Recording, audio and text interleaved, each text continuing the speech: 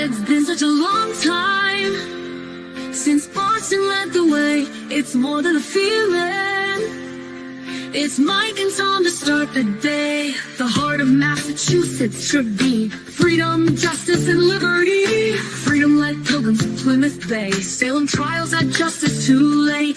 The sons of liberty spilled the tea, and then the redcoats spilled their blood. The shot heard around the world rang out from the Bay State. Boston strong and ready to defend.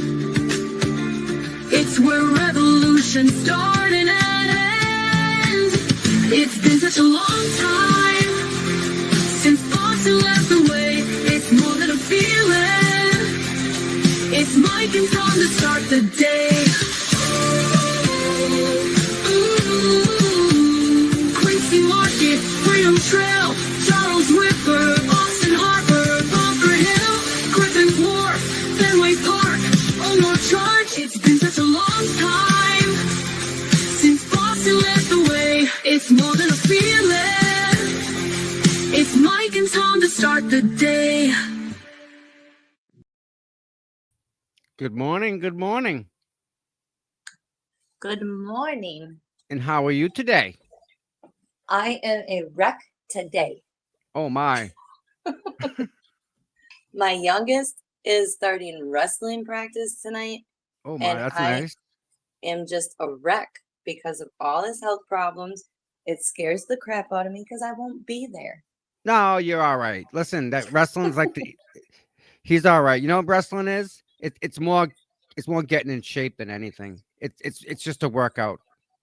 Yeah, he started doing 90% of it's cardio, so they make you run around a lot and do exercises and stuff. So it's yeah, not he as physical as you think it might be. he was in wrestling when he was all three of my boys started wrestling when they were 3 years old. Mhm. And so he was in wrestling when he was 3. Oh, so he's been down this road already. Yeah, but I was able to be there because he was in the youth program. Now he's going on into the 7th grade high school program. Listen, that's part of being a mom. Oh, Yeah, it's a I nervous know. wreck. Yeah, that's Took part him of being to a his mom. physical yesterday, and he had a concussion a year ago last May, and 6 staples put in his head because some kid kicked him off the side of the slide. What? And yeah, Jesus. Is he so 6 okay? staples. Yeah, he ended up having a concussion, and like it was horrible. He It's called funny. me. Them concussions are no joke. People don't realize it, but man, you don't see straight when you get knocked in the head like that. That's Right. I was surprised he had called me when he got kicked off the side of the slide, and he's like, "Mom, can you come pick me up from the park because I fell on my head and it's bleeding pretty bad." whoa, So whoa! Time out! Time out! Time out! Breaking news: uh-oh. Brian Walsh pleading guilty. He just switched? Shut it. Brian Walsh pleading guilty. Nuh-uh. Really? I'm looking it up right now. My source has never been wrong. She is dead on every time. Let me look. Let me look. Let me look. I was just literally on Melanie Little too. All right. So Outage then at Cloudflare disrupts the internet, including X and ChatGPT. Okay. I don't see any breaking news here. So let me look at the. I know Boston 10 is covering it. I'm looking at the Globe. Nothing breaking here.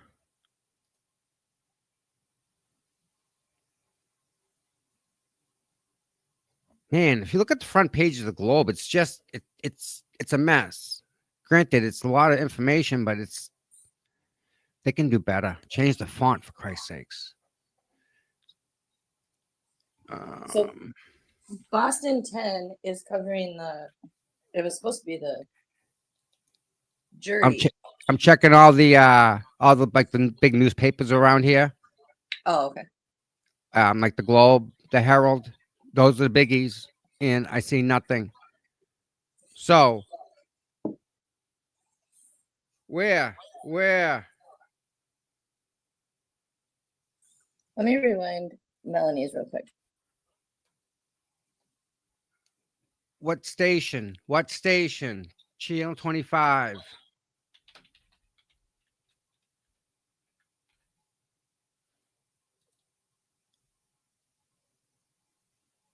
Live. The freaking, of course,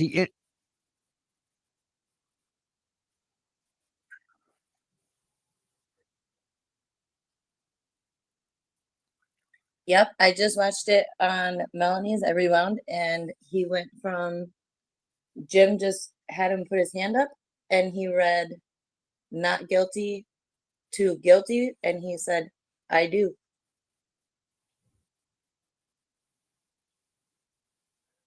You're muted, Tom. all right, I'm looking.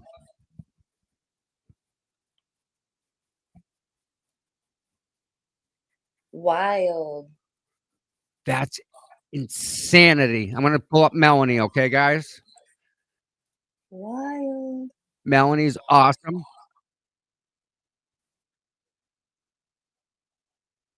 Got it.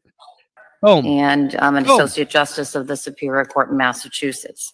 I understand from your lawyers that you wish to change your plea to guilty to counts indictment 002 and in 003. And before I can accept that change of plea to guilty to those two indictments, I need to ask you some questions to make sure that your decision to plead guilty is made voluntarily and that you understand the consequences of pleading guilty to those two offenses. If at any time during the course of this colloquy, you don't understand something that I am saying to you, just let me know by letting your attorneys know. Let them consult with you. And equally, if I don't understand something that you're saying to me, I'll ask for that further clarification. Do you understand, sir? Yes, Your Honor. All right. Can you please state your full name, sir? Brian Walsh. All right. And Mr. Welsh, do you have any difficulty speaking or understanding English? I do not, Your Honor. How old are you, sir? I'm sorry, I missed that. Sure, I'll try to get into this microphone. How old are you? 50. And what's your exact date of birth? January 31st, 1975. Where were you born, sir? Boston. Are you married? Yes. Do you have any children? Yes. And what are their ages? 9, 6, and next month, Brian will be 5.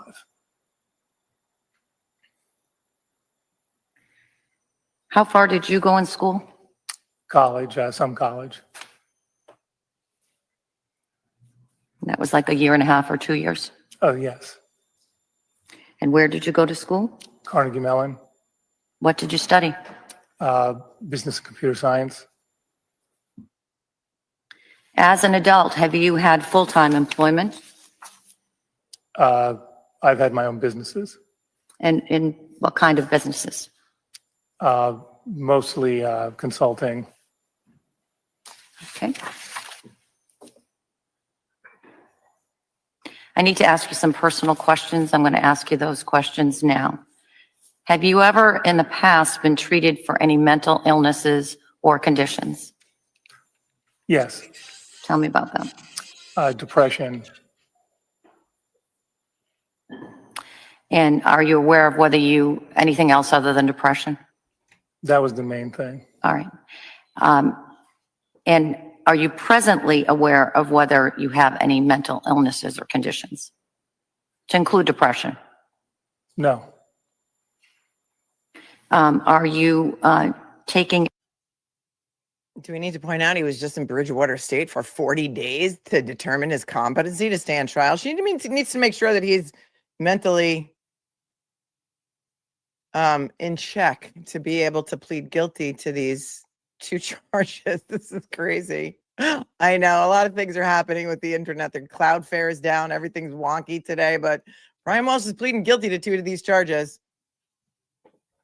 I'm trying to find his indictment. I know I have it somewhere in my computer, but I can't find it. Any medications? No.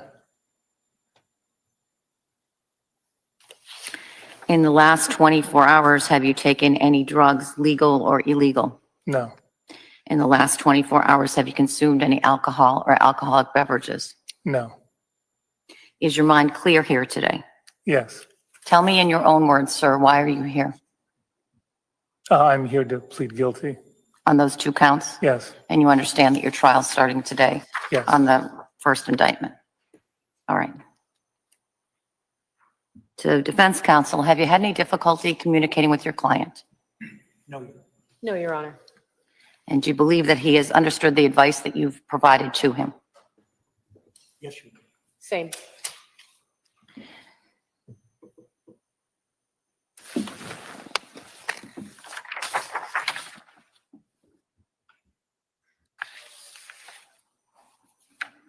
So at this time, I'm going to go over what's called the waiver of rights. And at the end of it, I'm going to give you the form back that I believe you signed earlier today.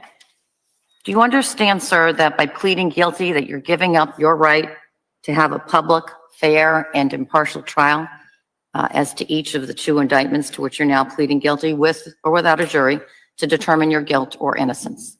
I do, Your Honor. And do you understand that if you went to trial, you wouldn't have to prove anything? For example, you never have to take the stand to testify. You would never have to call any witnesses. No jury could ever hold it against you if you did not present any evidence at all. Instead, it is the Commonwealth that has the burden to prove you are guilty of each of the offenses and each element of those offenses beyond a reasonable doubt. Do you understand that? I understand, yes. You have the right to be tried by a jury of 12. We are right now watching Brian Walsh plead guilty out of two of the 3 charges for which he is charged. He will still go to trial for murder, as far as I can understand. As far as the chat going off on Karen Reed and her papers, yes, I'm aware. Yes, I will cover it, but I'm not going to stop covering Brian Walsh this minute in order to cover that this second. So let's give this case the attention it deserves, and then we can move on to something else if that's okay with you. Thank you very much. Of people selected from your community, and you would have the right to participate in jury selection. You could not be found guilty unless the Commonwealth convinces all 12 jurors that you are guilty beyond a reasonable doubt, and they unanimously agree you are guilty. Do you understand? Yes, Your Honor. You also have the right to be tried by a judge instead of a jury. And again, the judge couldn't find you guilty unless the Commonwealth presented evidence sufficient to convince the judge beyond a reasonable doubt that you are guilty of the charge. Do you understand? Yes, Do you understand that if you went to trial, you would have the right to confront your accusers and any other witnesses that may testify against you by facing them and having your attorneys ask questions of them? yes, Your Honor. And do you understand that if you went to trial, you would have the right to call your own witnesses, present your own evidence, and if you wished, even testify on your own behalf? Do you understand that? Yes, Your Honor. Do you understand that by pleading guilty here today, you're giving up your right to pursue any arguments or motions that your attorneys may have made or filed on your behalf in this case, and that may include motions to dismiss and motions to suppress, as well as your right to appeal any rulings or decisions that the court may have already made in this case? Yes, Your Honor. And are you willing to give up each of those rights?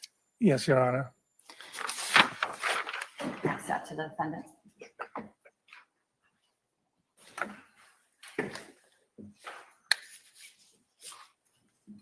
Sir, if passed, had the court officer pass to you defendant's waiver of rights, have you seen that form before? Yes, Your Honor. And did you read that document or have someone read it to you? Yes, Your Honor, I read it. Have you reviewed it with your attorneys? Do you understand it? Do you understand what's contained on the waiver of rights form? I do, Your Honor. You understand that that form sets forth in writing what you and I have just been discussing a moment ago in terms of your willingness to waive your constitutional and statutory rights and plead guilty to the 2 indictments. Yes, Your Honor. Is that your signature at the end of the document? Yes, Your Honor. And did you sign that voluntarily? Yes, Your Honor, I signed it voluntarily. By signing that form, you're confirming to me, sir, in writing that you are aware of the rights explained on the form, that you understand them, and that you voluntarily waive them. Is that correct? Yes.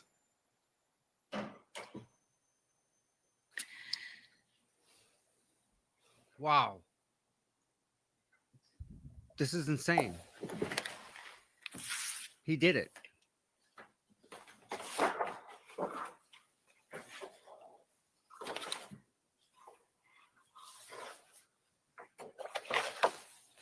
Do you understand, sir, that you are pleading guilty to the following two indictments? Indictment 002, which charges willfully misleading a police investigation, a criminal investigation, in violation of Massachusetts General Laws, Chapter 268, Section 13B, and in Indictment 003, you are pleading guilty to, while not being lawfully authorized by proper authorities, willfully conveying away a human body or the remains thereof in violation of Massachusetts General Laws, Chapter 272, Section 71. Do you understand that? Yes, Your Honor. And have you talked to your attorneys about each of these two indictments? Yes, Your Honor. Has counsel explained the elements of each of those two indictments that the Commonwealth would have to prove beyond a reasonable doubt? Yes, Your Honor. Do you understand each indictment? I'm sorry, what did you? Do you understand each indictment? Yes, Your Honor. And to defense counsel, have you explained the elements of each of the two offenses to your client? Yes, Your Honor. I'm going to ask that the assistant of the Commonwealth, whoever wishes to do it, would tell me what the maximum and minimum sentences are. And I don't believe there are any mandatory minimum sentences, but you can tell me if there are. There are no mandatory minimum sentences, Your Honor. The maximum sentence on count 2 is 10 years unless the investigation is into a capital offense, and then it is a 20-year sentencing enhancement, up to 20 years. On count 3, it is up to 3 years in state prison. He's already been in for over 3. He's already been in for almost 2023. Well, he's been in for almost 3. He didn't plead to the murder charge. They're still going to go to trial on the murder charge. I'll explain everything afterwards. So just hang on. I have the indictment. We can look at it. Remember, witness intimidation is the same statute under which Aiden Carney has been charged, 268. And so Brian Walsh has been charged with misleading the police investigation by lying about his whereabouts and where he went on the days after Anna Walsh's disappearance, because then they did his total phone extraction and found his location data. And so they're claiming that he lied to police and he misled the investigation, and also that he disposed of a corpse. And he's pleading guilty to both.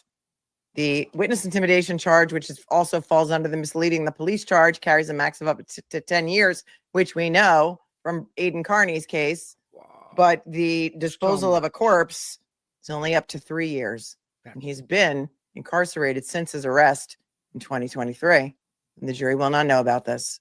So just let's sit tight.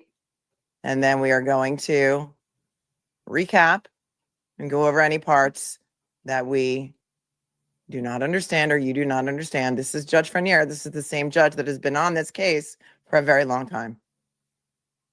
Thank you. Mr. Walsh, did you hear the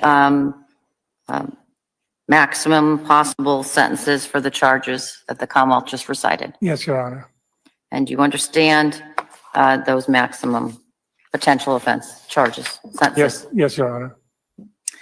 Do you understand that I have the authority to impose consecutive sentences on indictments, meaning, for example, that the sentence on the second indictment would begin only after you completed your sentence on the first indictment? Yes, Your Honor. Do you understand that if I impose a period of probation, you will be subject to the terms and conditions imposed, including not committing any other crimes and reporting to your probation officer? Yes, Your Honor. If you should later be found in violation of any of the terms or conditions of your probation, a judge could sentence you up to the maximum penalty allowable by law for any of the charges on which you have been found in violation of probation, and would be required to sentence you to any mandatory minimum penalty required by the law. Yes, Your Honor. Do you understand what I just explained? Yes. Pleading guilty has certain implications for you, and I'm going to go over those implications with you now. First is DNA testing. By pleading guilty to these two indictments, you will be required by law to submit a sample of your blood, hair, and/or saliva, and that sample will become part of the Massachusetts DNA database. You will be required to pay for the cost of collecting, preparing, and processing that sample unless you are determined to be indigent, and failure to comply with this law will subject you to separate criminal penalties. Do you understand? Yes, Your Honor. Are you still willing to plead guilty? Yes, Your Honor. I know earlier in the colloquy this morning, you told me that you were born in Boston, and I have no reason to doubt that. But the law mandates that I give you warnings with regard to immigration consequences, and I'm going to give you those immigration consequences now. If you are not a citizen of the United States, you are hereby advised that my acceptance of your guilty plea may have the consequence of deportation, exclusion from admission to the United States, and denial of your naturalization request, all pursuant to the federal laws. Further, if the offense to which you are pleading guilty is under federal law, one that presumptively mandates removal from the United States, and federal officials seek your removal, it's practically inevitable that this conviction will result in deportation, exclusion from admission to the United States, and/or denial of your naturalization request, again, under those federal laws. Do you understand what I just said? Yes. Has your attorney advised you of these consequences if you are not a citizen of the United States? Yes, Your Honor. And understanding that, do you still wish to plead guilty? Yes, Your Honor. Because the sentence for count number 2 could be a sentence, a state prison sentence of 3 or more years, I'm now going to give you what's called the habitual offender law warning, which I'm required to give you. Here it is. If at some time in the future you are convicted or plead guilty to a third or subsequent offense that is within the category of offenses covered by the statute, then 1, you may be imprisoned in state prison for the maximum term provided by law for such third or subsequent offense. 2, your sentence could not be reduced or suspended. And 3, you may be ineligible for probation, parole, work release, or furlough, or to receive any deduction in the sentence for good conduct. Do you understand what I just said? Yes, Your Honor. And understanding what I've advised you with regard to these sentencing consequences, are you still willing to plead guilty to the 2 charges? Yes, Your Honor.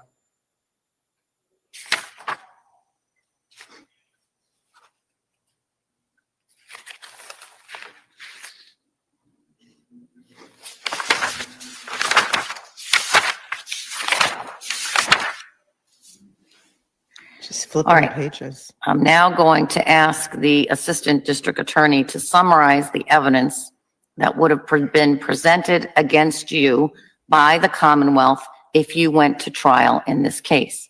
I'm going to ask, sir, that you listen carefully, because when the ADA is finished, I'm going to ask you some questions about the facts that the ADA has stated. Thank you, Your Honor. Your Honor, regarding count 002, misleading police in violation of Mass General Laws, Chapter 268, Section 13B. On or about or in between January 1st to January 8th, 2023, Mr. Walsh did willfully mislead police officers with the intent to impede, obstruct, delay, prevent, and otherwise interfere with the criminal investigation into the disappearance and murder of Anna Walsh. The defendant first misled the Cohasset police in the morning of January 4th, 2023, when after he had reported his wife, Anna Walsh, missing. He stated to a Cohasset police officer that Anna Walsh had left the Walsh residence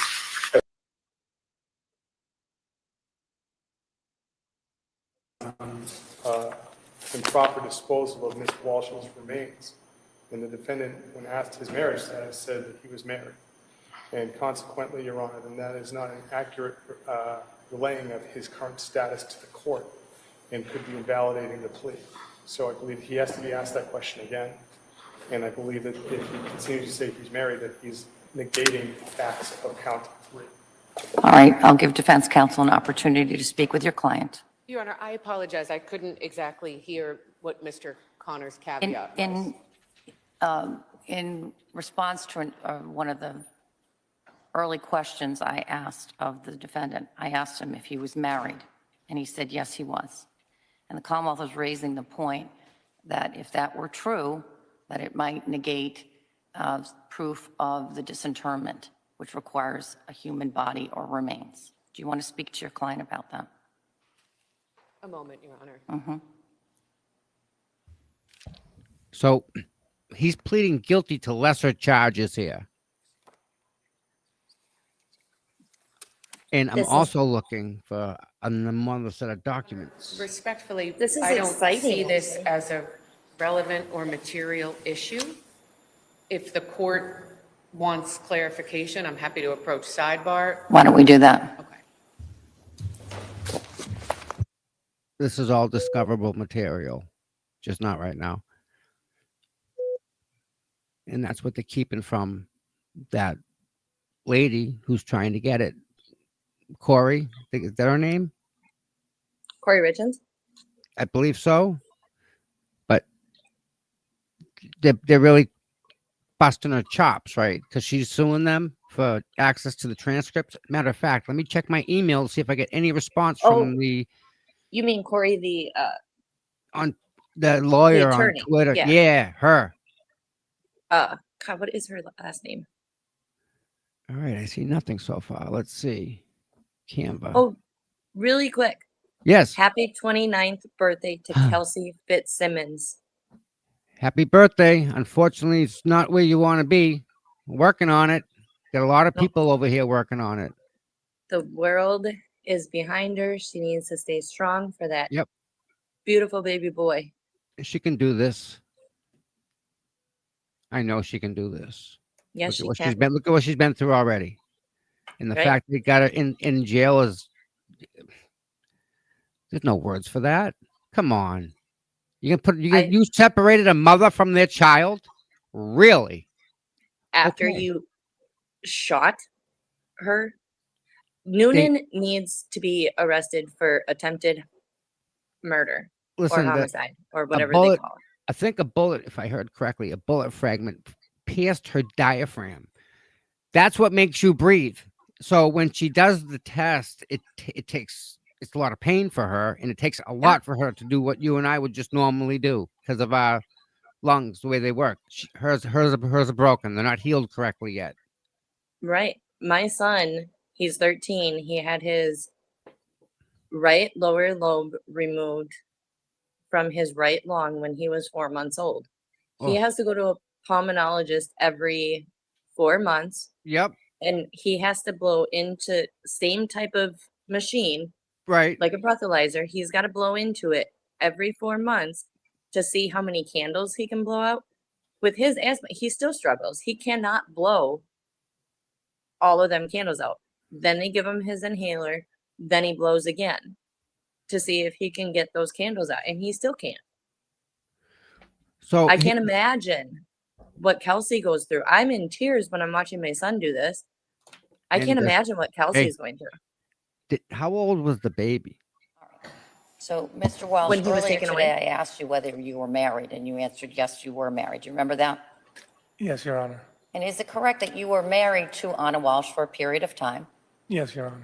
and that under the law, death extinguishes marriage? It may not religiously or otherwise, spiritually, but under the law, when someone dies or when someone is dead, you can no longer be married to them. Do you understand that? Yes, Your Honor. And so are you married today? Your Honor, if I may, insofar as previous discussions, for purposes of a successful plea colloquy and meeting the elements of the crime, he is acquiescing to the fact that lawfully he is not married today. All right, did you hear what your lawyer just said? Agree with what your lawyer just said? Yes, Your Yes. Honor, I agree. All right. Anything else that we need to cover? No, Your Honor. All right. To the extent that the Commonwealth is objecting to the taking of the plea on other grounds, that is overruled. My job here is to make sure that I have a valid plea. And that means that the defendant is pleading guilty to the Corey elements that the Hopkins. Commonwealth Thank you, would have Gail. to prove beyond reasonable doubt. And I have inquired sufficiently to assure myself that he has admitted to each of the elements of the two offenses of indictment 02 and 03.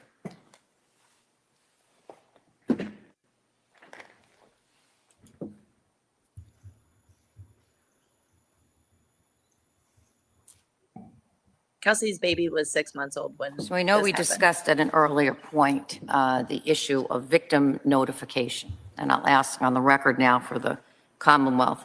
Has the Commonwealth advised the victims of this case of the defendant's offer to change his plea to guilty?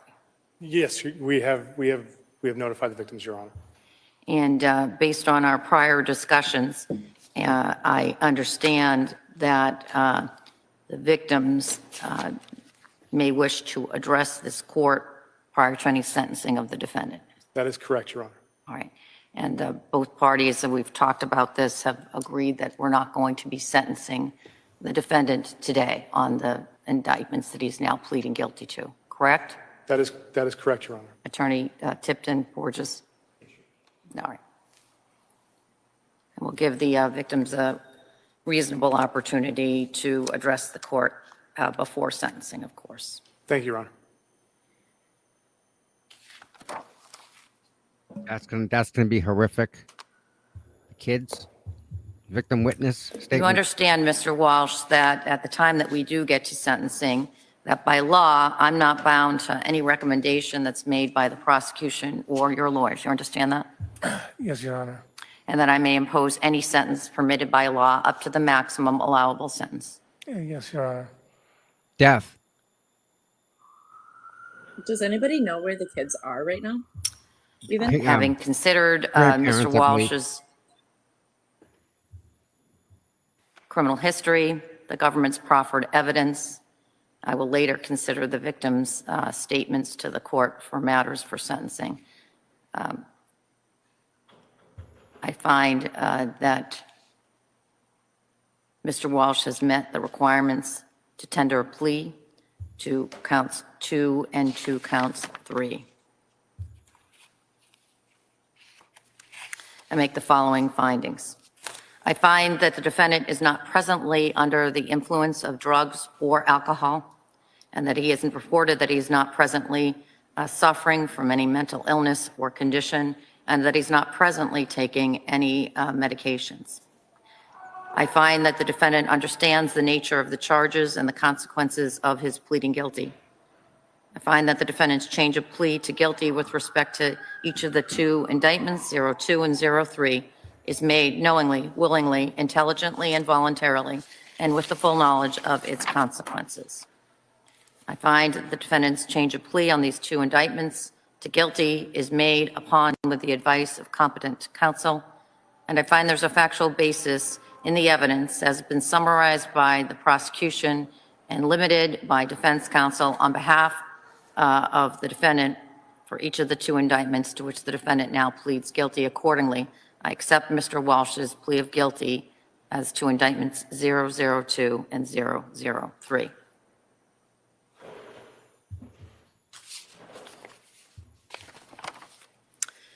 Anything else that counsel that we need to do on the change of plea? No, Your Honor. All right. So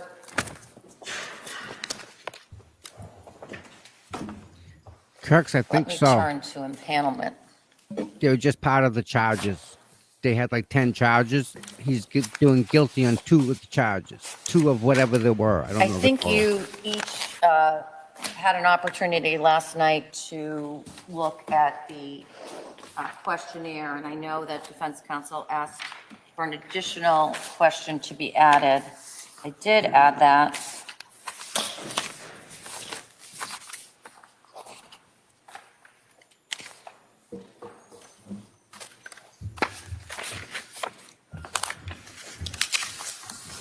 No problem. That's kind of why we're all here. Gil's pretty plugged in, so he's great at putting it all together for us. But yeah, we're watching Brian Walsh plead guilty as we speak to charge 02 and 03. Whatever those 2 charges are, we Oh, can look I them just up have the later. right version. Counsel, if you want to come up, you can take a look at what I added. So yeah, two of the charges he's pleading guilty to. One of them was dismemberment of a corpse, I think, right? That was Yep. one of them they got him on. Yep. And he pled then guilty to that. So the how's other that one not was- how's that not destroy and just canoe the entire case otherwise? And the other one that he pled guilty to was interfering with an investigation. That's right. So that was those two charges. He pled guilty to them. Yep. So now he's still going to go to trial for the wrongful death of Anna.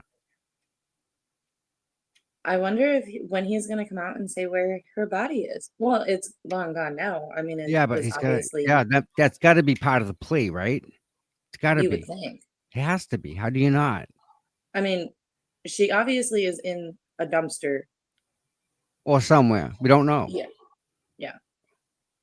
This is wild. This is exciting, actually. Live. Like, Watching it live. Can you believe it? this is crazy. It is.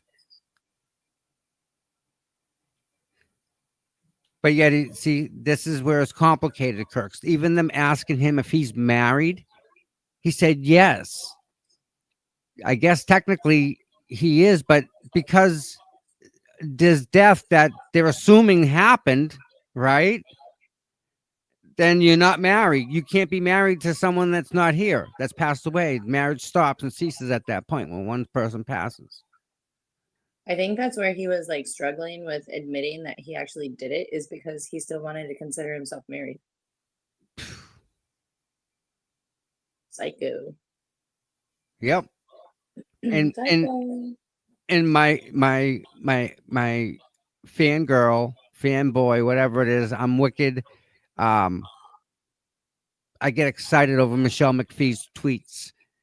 You know Michelle McPhee? You know who she is? Oh, she's plugged in to the Massachusetts State Police like I can't even begin to tell you. Whenever she tweets something, it's better than accurate. How about that? Oh, Gail said he pleaded guilty to witness intimidating. I thought Melanie Is had it it. witness scrolling on the- intimidation? Or in doing something with yeah. I Wow, thought it was disposing of a interfering with it. corpse.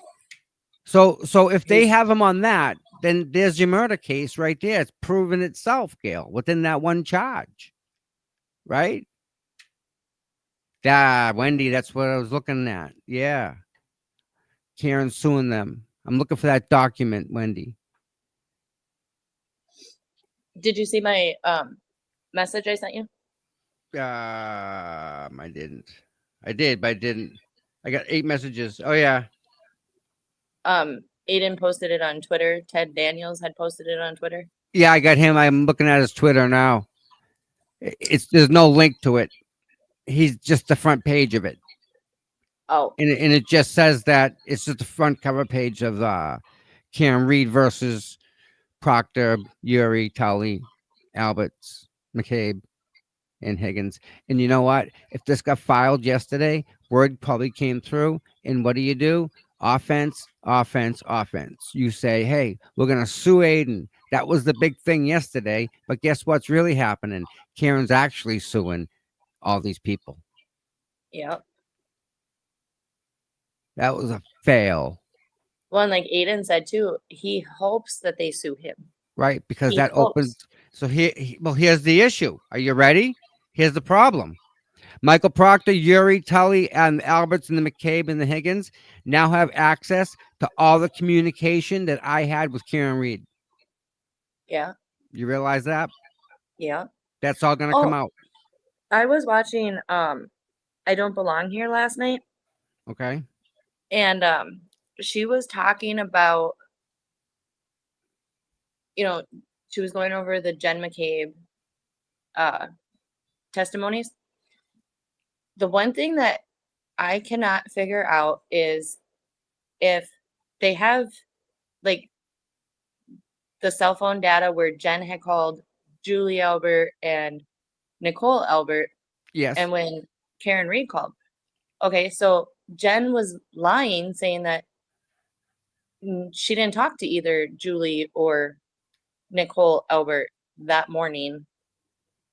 But if they have all their cell phone records, wouldn't it show that Nicole answered the call from Jen McCabe and Julie answered the call from Jen McCabe, or they didn't? Wouldn't it show that? Can't they put like the 2 dots together and say, you just lied on stand, so you're going to be charged with perjury? I mean, listen, I know a couple things about that, right?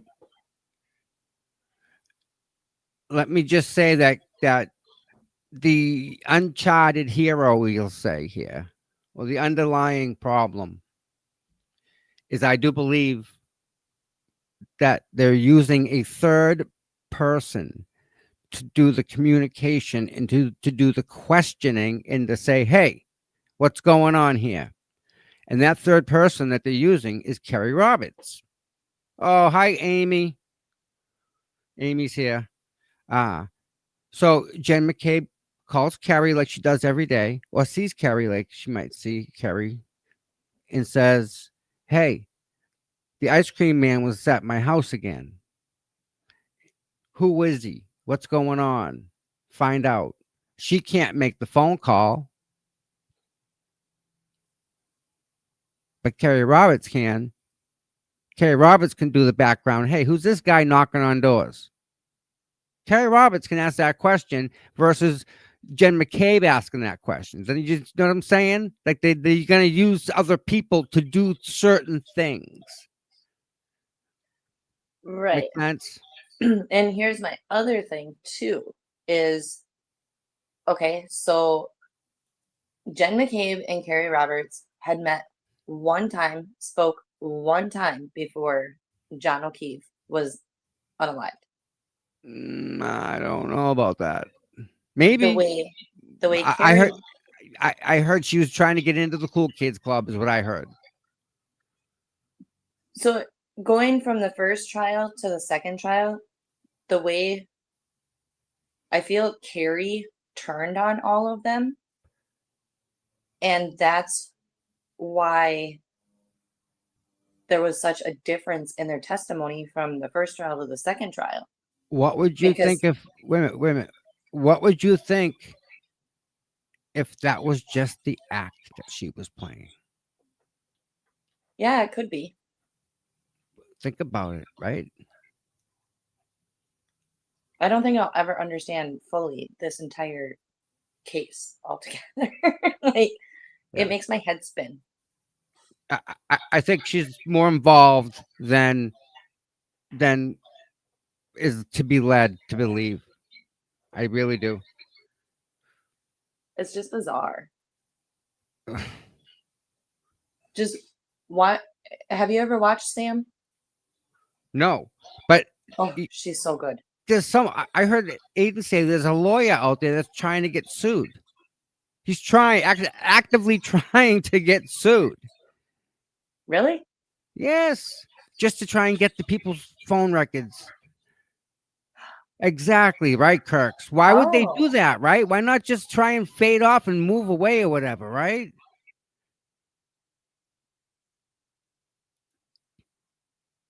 Oh, you got people that have money and have connections that say, "Oh, I get this one owes me a favor, and I know what this on the judge, and the judge owes me this, and I'm friends with the judge, and the judge is the end all be all."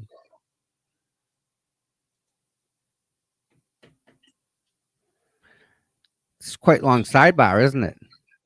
yeah, it is. Um, So does he seriously think that this is gonna like benefit him on all the rest of the charges?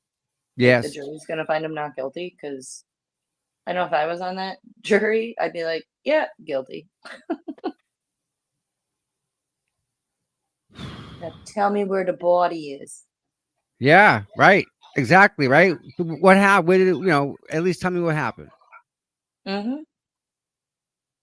Why did you unalive her? Why did you chop her up?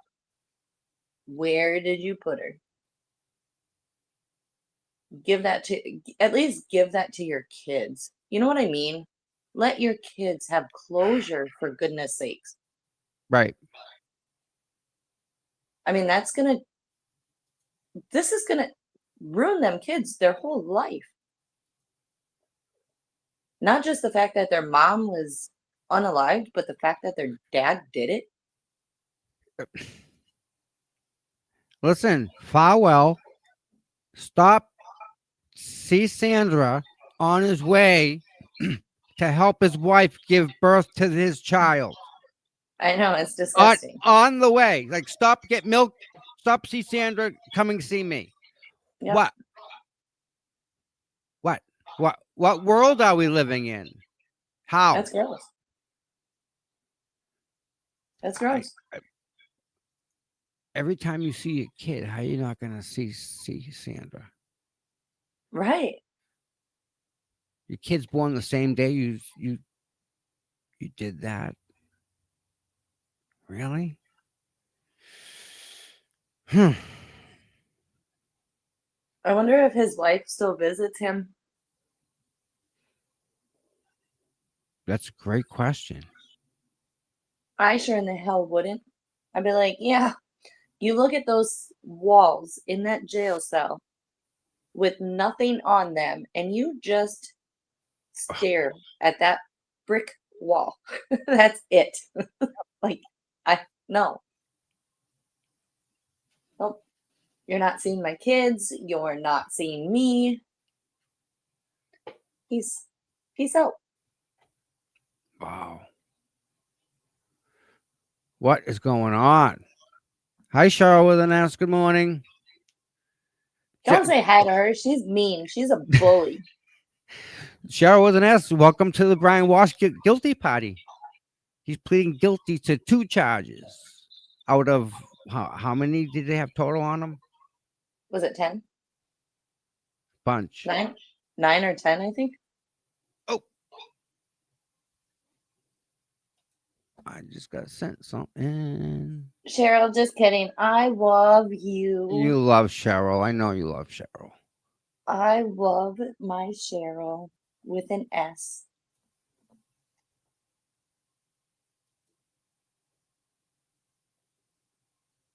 I don't want that with my freaking messages.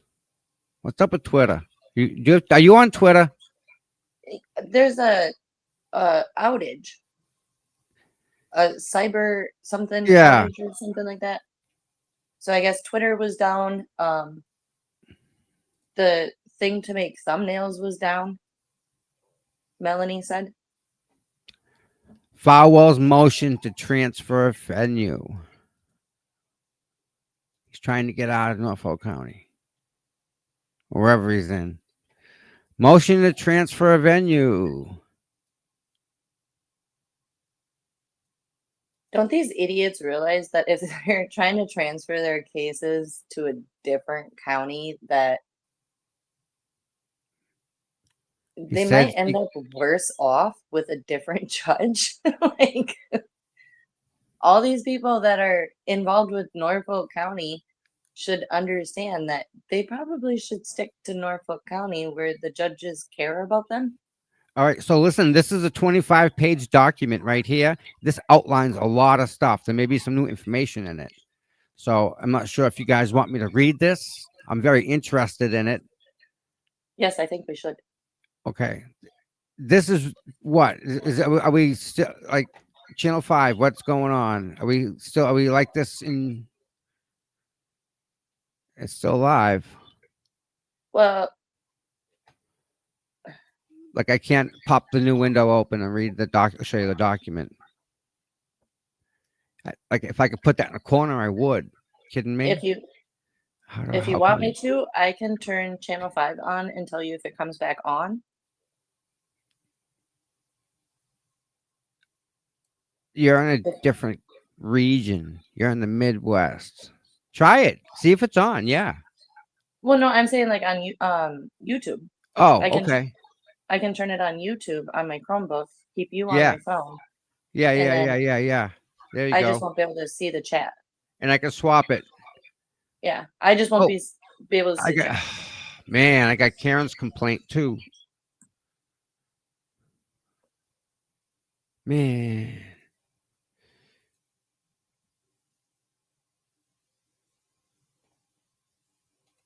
"46 pages.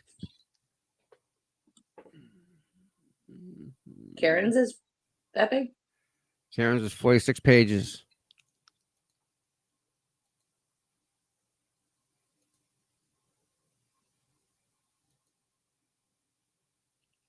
Karen Reed. Let me see I got it. what Melanie. is saying right now, real quick. You know, since she's the lawyer and she knows it. And this is was filed. It date filed 11/17. So we all knew Karen was suing them, right? Because that news had come out. This is the actual lawsuit that was filed yesterday, it seems.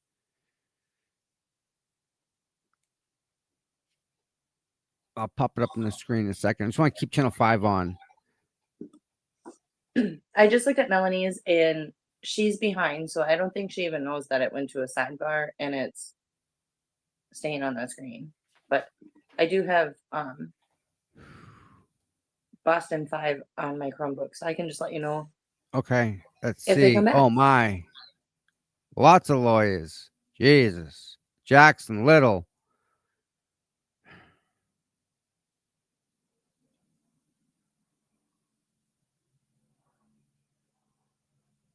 All right. I'm going to do the Karen Reed one first, I guess. You guys, I can read it. Na, na, na, na, na. Where are you? I can't find the Super StreamYard link.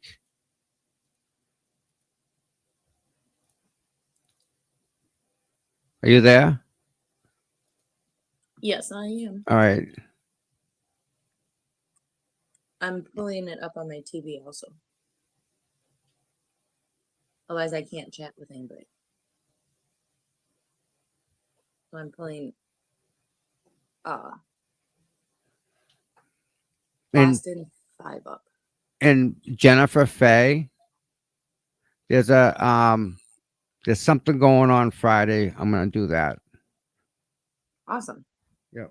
I did tell some of the Rat House Media peeps about that last night too. Yeah. Nice. From that you're gonna I be think- talking about that. I think we might be early for them.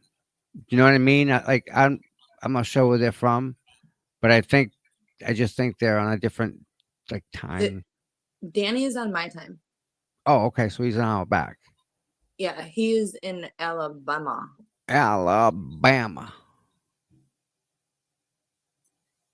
Okay. We're getting somewhere, people.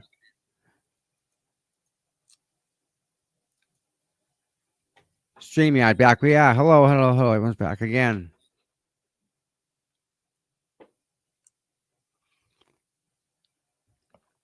Walsh pled guilty to 2 of his charges. One of them was like improper disposal of a corpse. He didn't follow the rules. He didn't put it where it was supposed to be put. Listen, if he buried it in his backyard, he could say it's a cemetery. Maybe get a tax exemption or something. I shouldn't be laughing at that, but that is kind of funny. Kind of funny how Colin went up 3 flights of stairs when there's only 2 flights at the freaking house. How do you go up 3? I know, right? All right, I got What- the Karen Reed document. Let me pull it up. Didn't he try saying that the 3 flights started from the outside the house? Like I don't, you know, I he don't had to walk remember. up a flight of stairs to get to the main door of their house, and then it's another flight and then another flight. That's how he claimed it was 3 flights of steps. And then you look at the condos. There's only 2. Yeah. Idiots. shit. Bang. Somebody you go. broke my TV remote, and I'm not happy about it. Oh, that would be not happy too. You know the little Roku remote? Yes, I How have it's 2 of got them. It's got the OK in the middle. Yes, Well, in the circle. Somebody broke the OK, so it doesn't want to work. A little too hard pressing on that. Yes, it's pissing me off. All right. I can read this. Are you guys ready to rock and roll? Yes, we are. All right. And I'll just pop You- in You as keep soon as eye on this the. comes ch- up. You just keep if he comes back on, right? Just let Yep. me because it's where is it? Still here. I still have it up. It's nothing happening. So Yeah, I got it up on my TV and I got it I'll use my Whoa! camera. What? I gotta record this. You're not gonna believe what I'm seeing just by shutting that window. Fireworks? No, my screen. That was messed up. That's still messed up. What's going on? See that stuff? That's a video card, I think. It's bizarre. Shutting that down.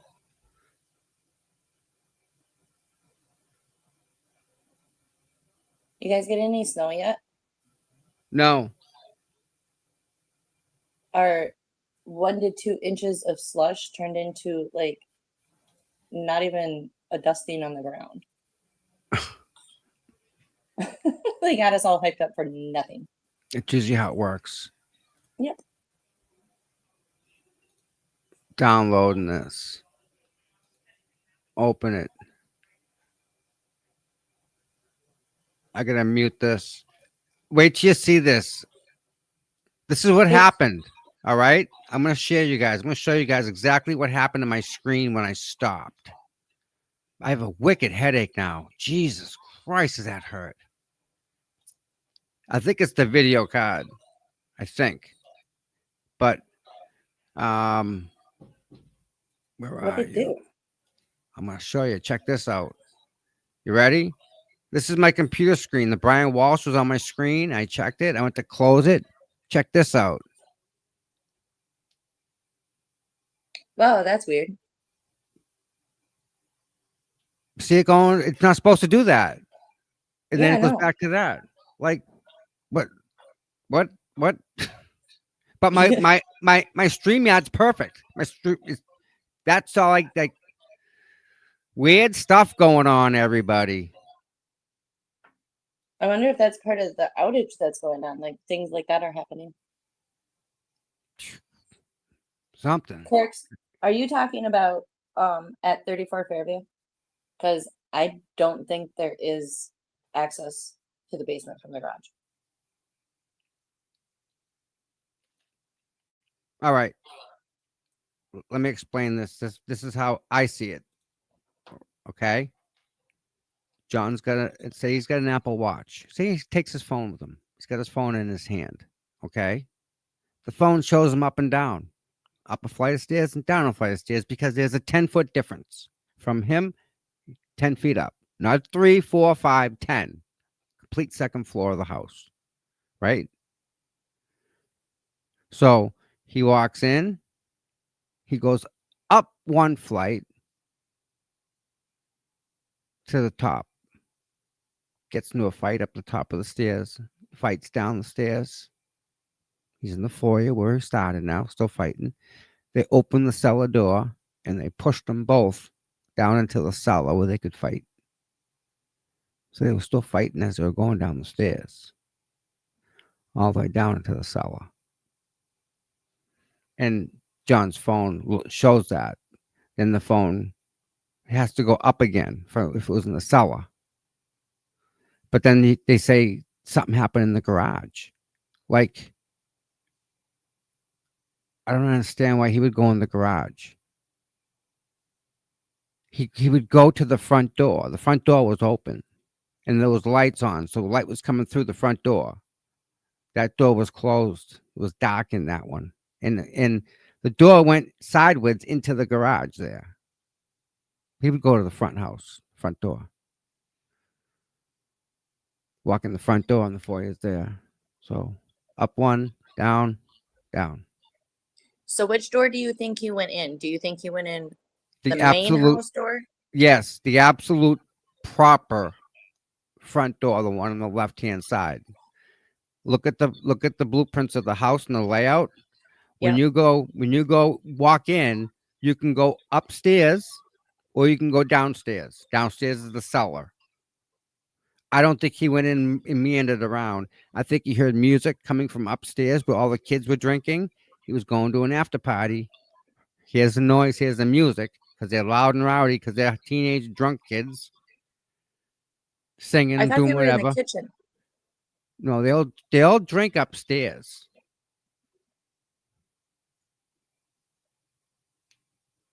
Yeah, I mean, but why would he go in the garage? Because honestly, what I think happened was when Karen dropped him off Mm-hmm. and John ran up to the house. For He some reason, ran I feel because he like, didn't have a jacket on, so he ran because it was gonna snow out, right? So he ran, yeah.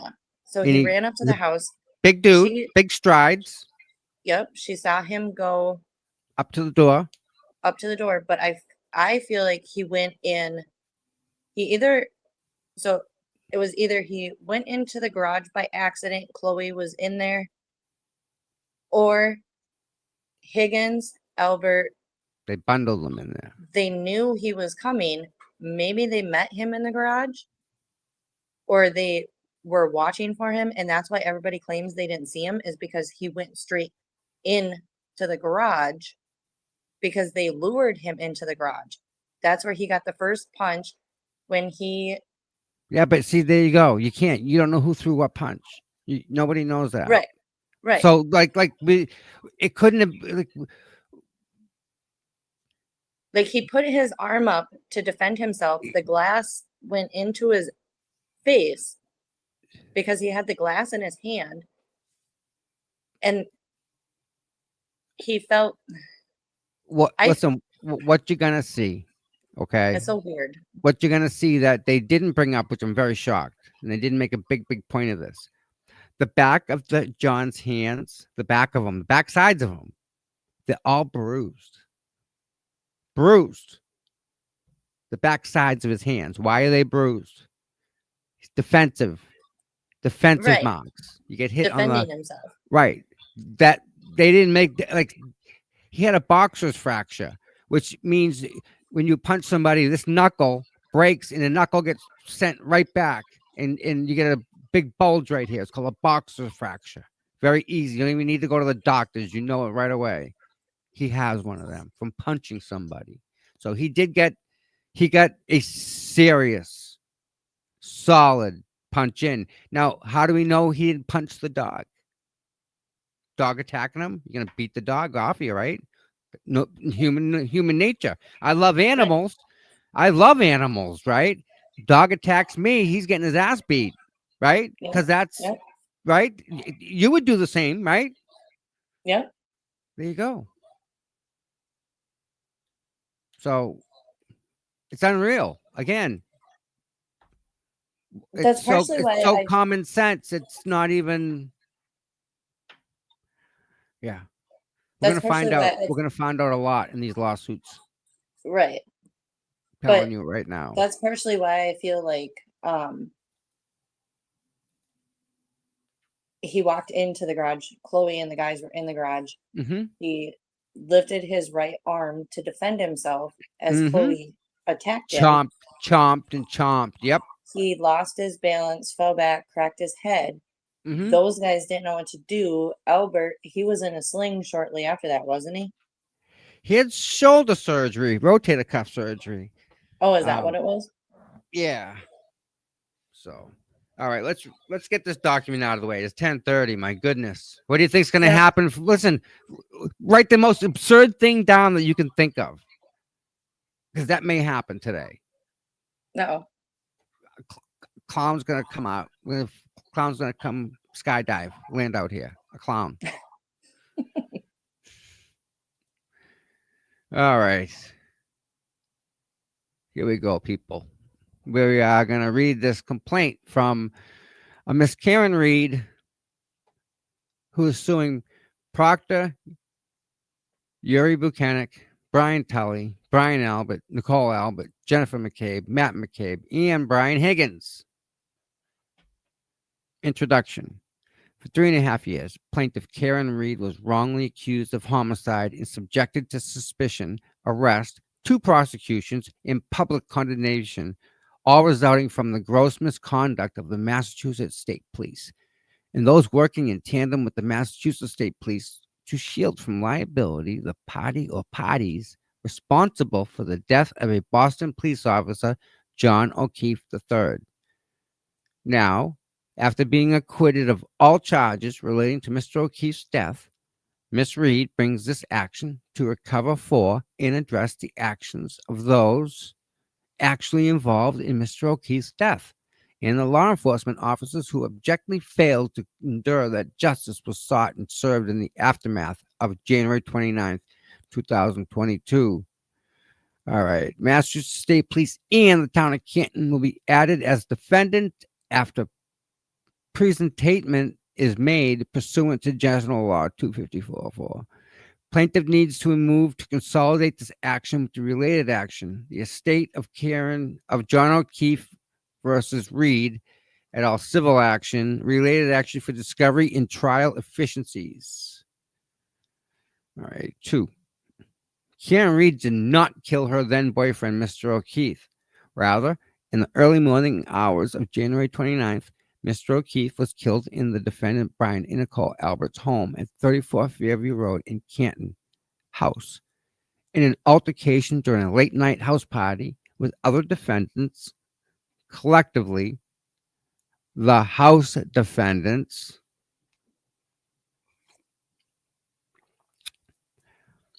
after a night of heavy drinking, the house defendants responsible for Mr. O'Keefe's death, some of whom had professional experience with police investigations, concocted a plan immediately after the altercation to avoid culpability and to frame Karen Reed.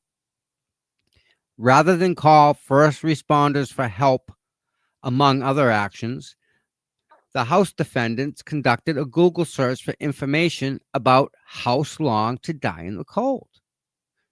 Mr. O'Keefe's body's outside moved Mr. O'Keefe's body outside and placed him on the Albert's front lawn near the road to make it look like Mr. O'Keefe was hit by a vehicle and that he died in the snow without ever coming in the house that night.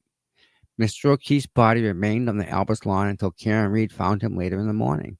Well, think about that. That's why they put him where they put him, thinking that he was drunk and he got hit by a car and left there. No one knew, and it's hit and run that they never found until Karen Reed showed up. From the beginning, investigators from the Massachusetts State Police allowed the House defendants to direct the investigation away from themselves and towards Miss Reed. The House defendants are well connected in close social group with strong ties to law enforcement. The Alberts are a prominent family in Canton, and the investigating police officers knew them well. The lead investigator for the Massachusetts State Police, Michael Proctor, grew up in Canton and resides there to this day. He has been and remains close personal friends with the Albert family. I shouldn't have added that in. House defendant Brian Albert was a longtime Boston police officer, and House defendant Brian Higgins was an agent with the Bureau of Alcohol, Tobacco, and Firearms, ATF. Adhering to the unwritten rule of protecting their own, Proctor and his MSP colleagues intentionally disregarded the obvious and compelling evidence tying the House defendants to Mr. O'Keefe's murder. Specifically, Mr. O'Keefe's injuries were consistent with a physical altercation. He had bruises and lacerations on his face, a deep gash to the back of his head, suggesting he was punched and fell backwards, hitting his head on a rigid surface. He also had dog bite wounds and scratches on his right arm and forearm. Equally evident, Mr. O'Keefe did not have a single injury consistent with being struck by a vehicle. He did not have any broken bones or even a bruise on his leg, feet, arms, shoulders, torso, back, ribs, or anywhere below his neck that a medical examiner would otherwise expect to find on a person struck and killed by an impact from a 3-ton vehicle. And to erase any doubt, the Commonwealth's own medical examiner, a pathologist who conducted the autopsy for the Commonwealth, concluded that Mr. O'Keefe's body showed no signs of a vehicular strike. Despite that, Proctor and others shielded the House defendants by intentionally sidestepping fundamental investigatory procedures. propelled by the House defendants' false statements, including that Mr. O'Keefe never went in the house. Proctor reported in text messages just hours into the investigation that the House defendants weren't going to get any shit for this because he, Brian Albert, a Boston cop, and that Proctor was determined to make the investigation cut and dry by bringing charges against the girl. Indeed, Proctor made his intentions clear in writing. Karen Reed had zero chance of skating. She's fucked. That pronouncement was a mere 16 hours after Mr. O'Keefe's body was discovered on the Alberts lawn, and Proctor had not even walked into the house. True to his promise, Proctor and his colleagues did not search the house for blood, evidence resulting from the gash to the back of Mr. O'Keefe's head, or for fingerprints, or for DNA evidence. Proctor did not search the house despite the fact that Mr. O'Keefe was discovered without a winter coat, without a hat that several witnesses said he had been wearing that night, and without his left shoe. At Proctor's direction, the house was never processed by a criminologist or even photographed. No member of the MSP, including Proctor, set foot inside 34 Fairview for nearly a week. Police did not examine or take evidence from the Alberts German Shepherd that was in the house January 29th, a dog that had a history of attacking other dogs and people. 7. Neither Proctor nor any of the MSP troopers conducted physical examinations of the house defendants for evidence of involvement in the altercation, such as marks on their hands, knuckles, face, bruises on their body. They did not seize or search the house defendants' phones. They conducted only perfunctory, unrecorded conversations with Proctor's friends and acquaintances without any attempt to corroborate the stories. They permitted would-be witnesses to communicate with each other and coordinate their stories before any formal interviews. They allowed critical evidence to be manipulated in some instances and outright destroyed in others. In short, by focusing the investigation solely on Mrs. Reed, as implicitly directed by the House defendants through the misrepresentations they made to police, Proctor and his colleagues disregarded and failed to obtain pertinent interviews and other critical evidence from the House defendants that cannot now be recovered or recreated. Proctor also secretly communicated with the Alberts on his personal phone, deliberately back-channeling those communications to circumvent his state-issued device, and used his sister as a conduit. For instance, on multiple occasions, Proctor disclosed critical and confidential information about the investigation to his sister, who passed that information to her close friend Julie Albert, Brian Albert's sister-in-law. Julie Albert then passed that same information on to the rest of her family and the House defendants. Part of these communications included Julie Albert's promise to buy Proctor a thank you gift for handling this investigation in a manner that intentionally avoided implicating the House defendants and singularly focused on Mrs. Reed. Time out. A gift for doing his job.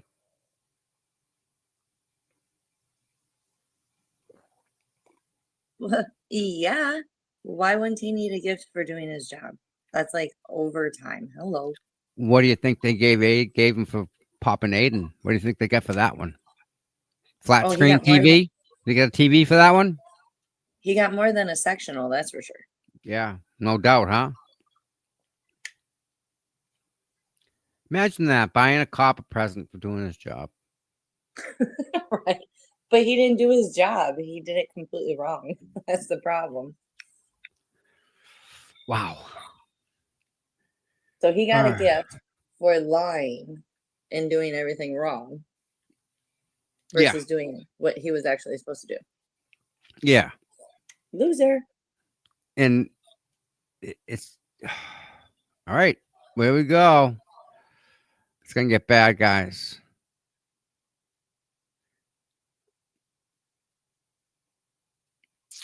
Far from conducting an objective investigation with integrity, Proctor personally sexualized and dehumanized Mrs. Reed throughout the investigation. Specifically, Proctor's private communications to his high school buddies, sister, and MSP colleagues that he believed would never be discovered exposed the corruption and bias at the core of the MSP's entire investigation. Specifically, only hours into the investigation, in a text chain with 8 of his high school buddies, Proctor stated that Mrs. Reed is a whack job boom, retarded, a nutbag, and a babe with no ass. Proctor further ridiculed and deriddled Mrs. Reed for her serious medical condition, stating that her balloon not blank. In other private text messages to his MSP supervisors and colleagues, Proctor bragged while conducting a search of Mrs. Reed's phone as he was looking for naked pictures of Mrs. Reed. Disappointed, he reported that there were no nudes so far. In an unfiltered utterance, Proctor revealed his true mindset. Hopefully, she kills herself. 11. Indeed, Proctor's supervisors and the MSP knew about and condoned Proctor's unlawful conduct, and in some instances expressly encouraged this flagrant abuse of power. For example, on one occasion, Proctor's immediate supervisor, Yuri Buchanan, responded with thumbs up emoji to a text calling Mrs. Reed retarded. Proctor's supervisors in the MSP knew Proctor had a close relationship with the Alberts and that he made no secret of this bias against Mrs. Reed, demonstrating a clear prejudice against her from the outset. 12. Relying on manufactured evidence, actively ignoring exculpatory evidence, like the guy's cameras directly across the street, they never went and knocked on his door. Deputy chief of the town that you're standing in. And without investigating obvious signs pointing toward House defendants, the Commonwealth secured 2 separate arrest warrants for Mrs. Reed and knowingly baseless indictment against her, and then wrongly prosecuted her for murder twice. As alleged below, these unlawful acts not only under plaintiff's meritless wrongful death claim against Mrs. Reed, but also they form the foundation for Mrs. Reed's claim against the defendants. These acts violated Mrs. Reed's state and federal constitutional rights and Massachusetts Civil Rights Act and the well-established Massachusetts tort principles.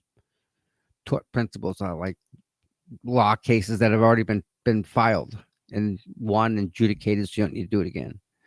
On June 18th, 2025, after a 2-month trial, a jury rejected the Commonwealth's theory, in part because the overwhelming physical, scientific, and medical evidence established that Mrs. Reed's vehicle did not strike Mr. O'Keefe, and that Mr. O'Keefe's injuries did not come from a vehicle strike. Although Mrs. Reed was ultimately and finally acquitted of all charges related to the death of Mr. O'Keefe, Proctor was fired, and nearly every MSP officer in Proctor's chain of command was disciplined for their erroneous abuses and misdeeds. The Commonwealth still has not sought to or provided justice, not to the O'Keefe family, not to the community at large, and certainly not to Mrs. Reed. 14. In response to the Commonwealth has offered only empty platitudes instead of solutions. Oh, I love that. The head of MSP, Colonel Jeffrey Noble, stated, "The events of the last 3 years have challenged our department to thoroughly review our actions and take concrete steps to deliver advanced investigative training, ensure appropriate oversight, and enhance accountability. Under my direction as Colonel, the state police has and will continue to improve in these regards." Good luck with that. In an interview with the Boston Herald, Noble acknowledged the systematic nature of the MSP's conduct in related to Mrs. Reed's case. I'm eyes wide open to a culture issue that I have concerns with as it relates to Trooper Proctor. These hollow words do nothing to right the devastating wrongs that have been visited on Mrs. Reed. Colonel Noble's words confess a sickness deep in the marrow of the MSP, but offer no remedy, no medicine, no relief to someone so brutally victimized by it. Whoa, I love that. These hollow words do nothing to right the devastating wrongs that have been visited on Mrs. Reed. Colonel Noble's words confess a sickness deep in the marrow of the MSP, but offer no remedy, no medicine, no relief to someone so brutally victimized by it. 15. On Wednesday, March 19th, 2025, following the public disclosure of Proctor's illegal and unethical conduct related to the Reed investigation, the MSP's trial board found Michael Proctor guilty of a Class A violation, which included that he was biased in his dealings with a homicide suspect and or brought otherwise himself and the Massachusetts State Police into disrepute. 16. Mrs. Reed's life was not merely turned upside down by the MSP's and the House defendant's misconduct. It was forever changed by the defendant's transgressions and wrongdoing. The years of uncertainty and an unimaginable emotional distress have left lasting scars that will never heal. At the same time, neither Mr. O'Keefe nor his family have received justice. His killer or killers still walk free. By asserting her claims against MSP, Proctor, his supervisors, the town of Canton, and the House defendants, Mrs. Reed seeks, at minimum, to confront and redress these wrongdoings and others. More importantly, she seeks to force the Commonwealth to fulfill its duty to stop law enforcement from trampling the innocent to protect their own. 2. Parties. Number 3. 17. Plaintiff Karen Reed is an individual residing in North Dayton, Massachusetts. 18. Defendant Michael Proctor is a former Massachusetts State Police trooper residing in Canton, Massachusetts. He is being sued in his personal capacity. Defendant Yuri Buchanan is a Massachusetts State Police trooper residing in Stoughton, Massachusetts. He is being sued in his personal capacity. Defendant Lieutenant Brian Tully is a Massachusetts State Police trooper residing in Hingham, Mass. He is being sued in his personal capacity. Defendant Brian Albert is an individual residing in Norwood, Massachusetts. Nicole Albert, an individual residing in Norwood. Jennifer McCabe residing in Canton. Matt McCabe in Canton. Brian Higgins residing in Sandwich. Jurisdiction and venue. The court has jurisdiction over all claims in this case pursuant to General Law, Chapter 12, Section 1, Chapter I. And with regard to federal claims pursuant to Resnick versus Chief of Police, 374, Mass. 475, 484, number 8, 1978. Venue is appropriate in this court pursuant to the general law. At least one party to this case, plaintiff Karen Reed, resides in Bristol County. 3. As stated above, MSP will be added as a new party by amendment once the applicable persistent period expires. Facts to all counts. Mr. O'Keefe's death. Before his death, Mr. O'Keefe and Mrs. Reed were dating. On the evening of January 28th, Mr. O'Keefe and Mrs. Reed went out for the night. They first went to see if McCarthy's in Canton, where they had several drinks. They then went to the Waterfall Bar in Canton. 30. They met up with a group of acquaintances, including Brian Albert, his wife, Nicole Albert, Brian's brother, Chris Albert, and his wife, Julie, Jen McCabe, Nicole's sister, and Brian's sister-in-law, her husband, Matt McCabe, and Brian Higgins. The group of acquaintances had several drinks and planned to continue the party back at the Alberts home in Canton at 34 Fairview Road, the house. Defendant Jen McCabe told John O'Keefe that he should come to the house. She did. Jen McCabe told John O'Keefe that he should come to the house. 31. The group had overlapping social relationships. At the time, Brian Albert was a Boston police officer, and so was Mr. O'Keefe. Although they did not know each other well, Brian Albert and Brian Higgins were close friends. Higgins was an officer with the ATF. He was also permitted to keep an office at the Canton Police Department alongside Brian Albert's brother, Canton Police Detective Brian Albert. Brian Albert had a professional and social relationship with Michael Proctor. Brian and Nicole's son, Brian Albert Jr., and his friends were already at the house for Brian Jr.'s birthday. In addition, Colin Oh. Albert, Brian Albert's nephew, was present. Yeah, what's up? Brian Walsh is back on. I think I missed some of it.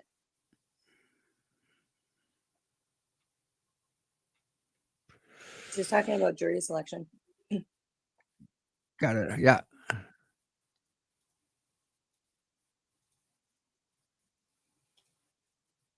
Hours of 1 and 2 p.m.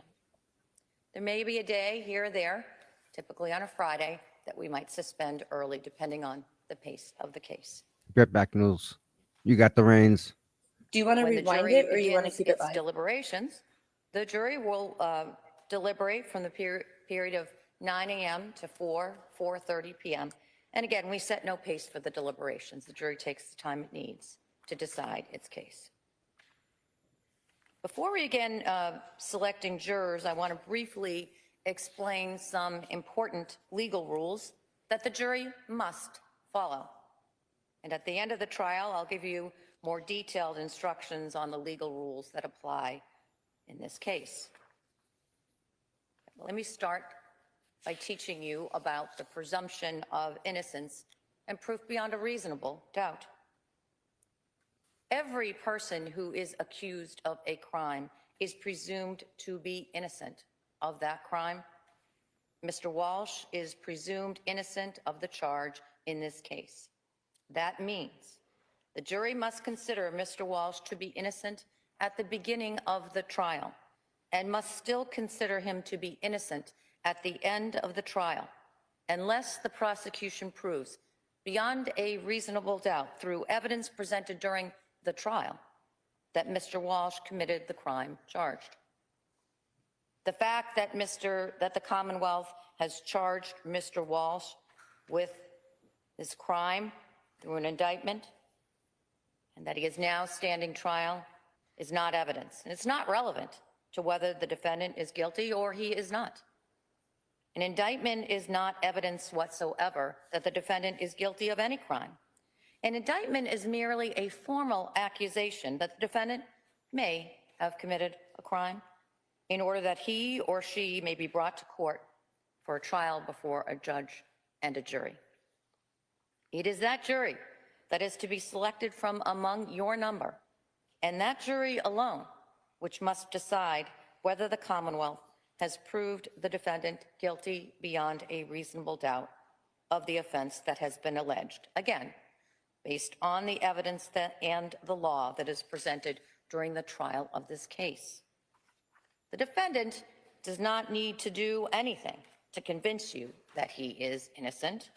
He doesn't have to explain anything to the jury. He doesn't have to testify, call or question any witnesses, or provide any evidence at all, because you must presume he is innocent. Instead, the Commonwealth has to prove the charge against Mr. Walsh beyond a reasonable doubt. If you serve on this jury at the end of the trial, you may not find the defendant guilty of the crime charged unless the prosecution convinces you beyond a reasonable doubt that Mr. Walsh committed that crime. If you are left with a reasonable doubt of Mr. Walsh's guilt on the charge, then your verdict must be not guilty on the charge. Now let me turn to some important rules that you must follow during our jury selection process, and in fact, until your jury service is over. It's Do you important guys that you in keep chat an want to open keep mind watching about this, this or do case. you want to watch Do not Tom read? discuss this case or the questions we ask during our jury selection process with any other potential juror or with anyone else. Do not send any electronic communications or posts. In fact, you should be well informed by now that your phones should be off. And if they're not, make sure they are. Do not look up anything on any device to include your phone. Don't do any research about jury selection or about the case or the people involved in the case. If you are chosen to serve on the jury, you may tell people that you are serving on a jury here in Norfolk Superior Court, and you may give them the trial schedule and how long your jury service is likely to last. But you must not tell them anything else about the case until the trial is over and the jury has reached its verdict. Let me next talk about the jury selection process. When the lawyers and I ask you questions, and many of them are going to come in a written questionnaire, but then you'll come back into the courtroom and have individual questions asked of you. We're not trying to pry or make you feel uncomfortable. Instead, we ask you these questions to determine whether you're able to serve as that fair and impartial juror, whether you have a reason to favor one side or the other, and whether you're confident that you can decide this case based only on the evidence that will be presented during the trial and the legal instructions I teach to you. It's very important that those of you who are chosen to serve on this jury be able to commit yourselves to deciding this case, again, based only on the evidence you hear or see in this courtroom, and not on anything else, such as your personal experiences or the experiences of someone that's close to you that you might know about. It's also very important that those of you who serve on this jury not allow the nature of the allegations in this case to make you lose sight of the question that the jury must decide, which is whether the Commonwealth has or has not proved beyond a reasonable doubt that the defendant committed the crime charged in this case. I will instruct you that the jury must decide this case based only on their evaluation of the evidence presented at trial, and that they may not base their verdict on anything that wasn't admitted into evidence, and also may not decide this case based on sympathy, prejudice, anger, or any other emotion. All jurors must be able to commit to following these instructions so that they can be fair and impartial and decide this case based only on the evidence we hear and see in the trial. If we do not choose you to serve on the jury, please don't be offended. Sometimes a person who could be a fair juror in one case might have difficulty being fair in another. For example, a potential juror who knows someone involved in a case or has a personal experience that is very similar to the issue raised in a case might have difficulty being completely fair to both sides. So please keep these thoughts in mind as you answer both the written and the oral questions.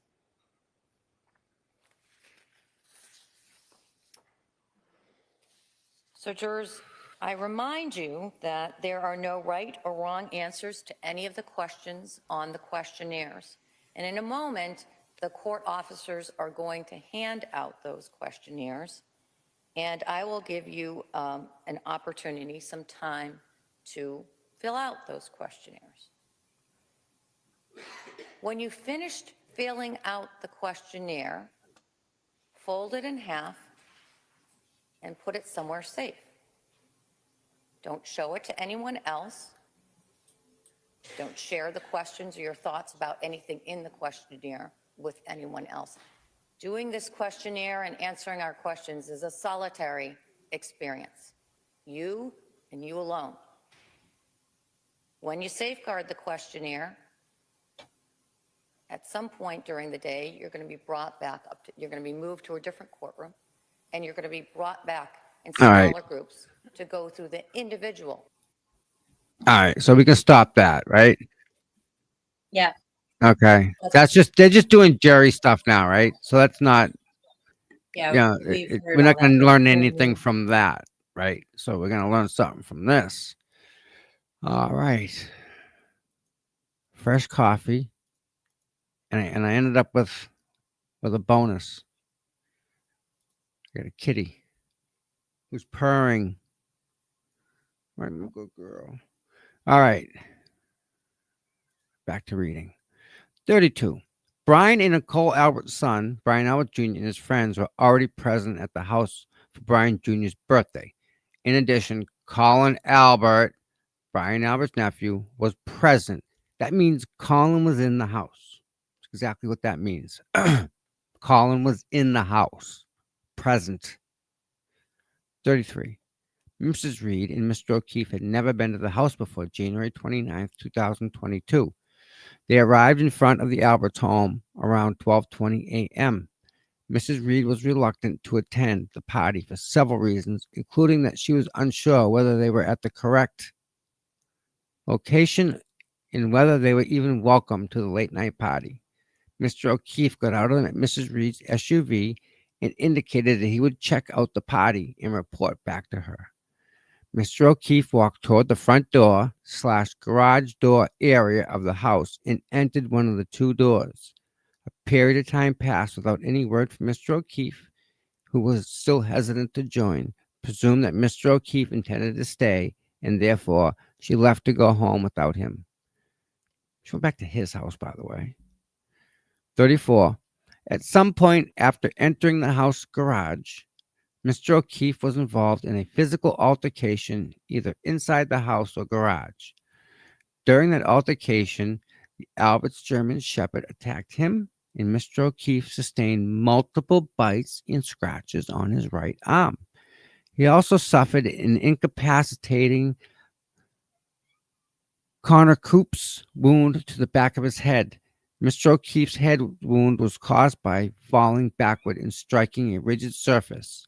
The Alberts garage contains such surfaces. By contrast, the head wound could not have been caused by a vehicle striking or falling backwards onto a flat, cold lawn like the Alberts. Because of their knowledge of criminal investigations, the Alberts, the McCabe's, and Higgins, house defendants, knew that calling for medical care to help save Mr. O'Keefe's life would trigger immediate and irreversible risk of their own criminal exposure. Therefore, at least 5 of them agreed on a simple plan to exonerate themselves and implicate Mrs. Reed. They would tell anyone who inquired Mr. O'Keefe never entered the house and hide evidence that he was there, including his body. Sometime during the night, they repositioned a Ford Edge vehicle at a spot adjacent to the front lawn, which obscured the view of that area of the lawn from potential passerbys. At some point further in the night, they carried or dragged Mr. O'Keefe's body to that same area in the yard, close to where one or more of them later claimed Mrs. Reed dropped him off earlier that night. The plan devised to make it appear that Mr. O'Keefe had been struck by Mrs. Reed's vehicle and then died as a result of exposure to the cold. 37. Mr. O'Keefe was either dead when the house defendants left him on the Alberts lawn or died shortly thereafter. 38. After the physical altercation, Higgins left the house and drove to the Canton Police Department in the middle of the night. Save my plant again. Hold on a second. I gotta move it.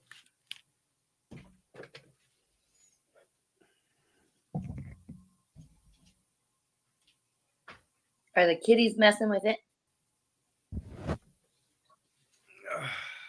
What? Come here. There you go. Now you're happy. Don't sit on the kitty. Yeah. It was just under your butt. I'm merely just a roommate now to these guys. They've taken over. This one here, she's trouble. This one. I see you. If I bend over, she jumps in my back. Not a good thing. They're so cute. All right. All right. He later told investigators he had to do some administrative work, but then changed his story subsequently, stating that he drove to the station because he had to move cars in the parking lot due to the snowstorm. However, video from inside the station shows Higgins walking down the hallway and surreptitiously entering offices while wearing a hoodie to obscure his face. Surveillance video outside reveals Higgins transporting a large bag from one vehicle to another before driving away. After leaving the police station, Higgins and Albert continued to coordinate their stories by calling each other multiple times in the early morning hours and ultimately spoke. Oh my God. Can you see this? Yeah. I have one on my shoulder and one behind me. And they're trying to, oh my They're God. not kitties, they're monkeys. They're like trying to push me out. Hey, Are they trying to eat your earphones? no, just a chair. Yeah. Yesterday, I gave him a whole bunch of cat. I gave him a whole bunch of catnip yesterday. And then I pulled the laser out and I made him run into the wall. It was beautiful. Bang. This is gonna sound really bad, but you got quite the pussies around you, Tom. Yeah. Sticking. Oh my goodness. All right. After Sorry, I leaving had the police station, Higgin and Albert continued to coordinate the stories by calling each other multiple times in the early morning hours and ultimately spoke with each other on their cell phones at 2:22 a.m. Later, both Brian Albert and Higgins denied the existence of these phone calls. And then, when confronted by their existence by a separate law enforcement agency, non MSP, non CPD law enforcement agency, at a separate proceeding, they coordinated the exact same lie, falsely claiming multiple calls and answers were just butt dials. However, 5 minutes after Higgins Albert call, Mrs. McCabe performed a Google search on her phone at 2:27 a.m. How long to die in the cold, misspelling the first word. Mrs. Reed searches for Mr. O'Keefe. Mrs. Reed, 40. Hold on, let me take a sip here.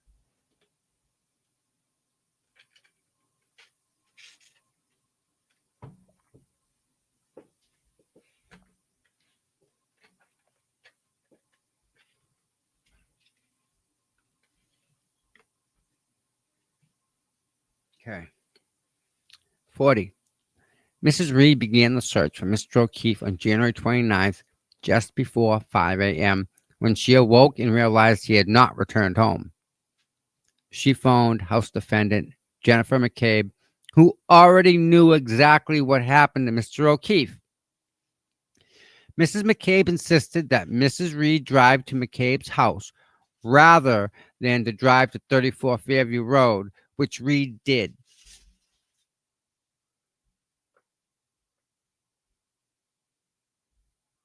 Sorry. The two of them were then joined by Kerry Roberts, and the three of them left the McCabe residence. However, rather than go to 34 Fairview, oddly, Mrs. McCabe directed them to go back to Mr. O'Keefe's home, where Mrs. Reed had just come from. After the three of them had finally drove to 34 Fairview, the illogical Mrs. McCabe directed the route to 34 Fairview was intentional. It allowed the House defendants more time to finish creating the scene and hiding evidence before Mr. O'Keefe's body was discovered on the Alberts lawn and first responders arrived. 41. As they approached the house with Mrs. Roberts driving, Mrs. Reed saw Mr. O'Keefe almost immediately. She screamed for Mrs. Roberts to stop the vehicle, jumped out from the moving car to run to Mr. O'Keefe. She began rendering aid, including CPR. As the House defendants had planned, Mr. O'Keefe's body was discovered in front of the Alberts house near a flagpole and fire hydrant on the left side of the Alberts property, as seen from the roadside. The Ford Edge, which had been parked in a position to obscure Mr. O'Keefe's body in the middle of the night, had been moved. Yeah, who drives a Ford Edge? While Mrs. Roberts joined Mrs. Reed with administering CPR, Mrs. McCabe did not help or even approach Mr. O'Keefe. Rather, she sat in the cab of the vehicle, called 911, and reported there's a man passed out in the snow. despite knowing that her brother-in-law, Brian Albert, a police officer and first responder, was just feet away from inside the house. Yeah, she didn't call him and say, "Hey, Brian, come out and help me." It's weird. Mrs. McCabe never went into the house or requested the Albert come down to help Mr. O'Keefe. Rather, as Mr. O'Keefe lay dying in the snow, Mrs. McCabe stood and watched with no fear, urgency, or even concern for her family members residing mere feet away. So true. 43.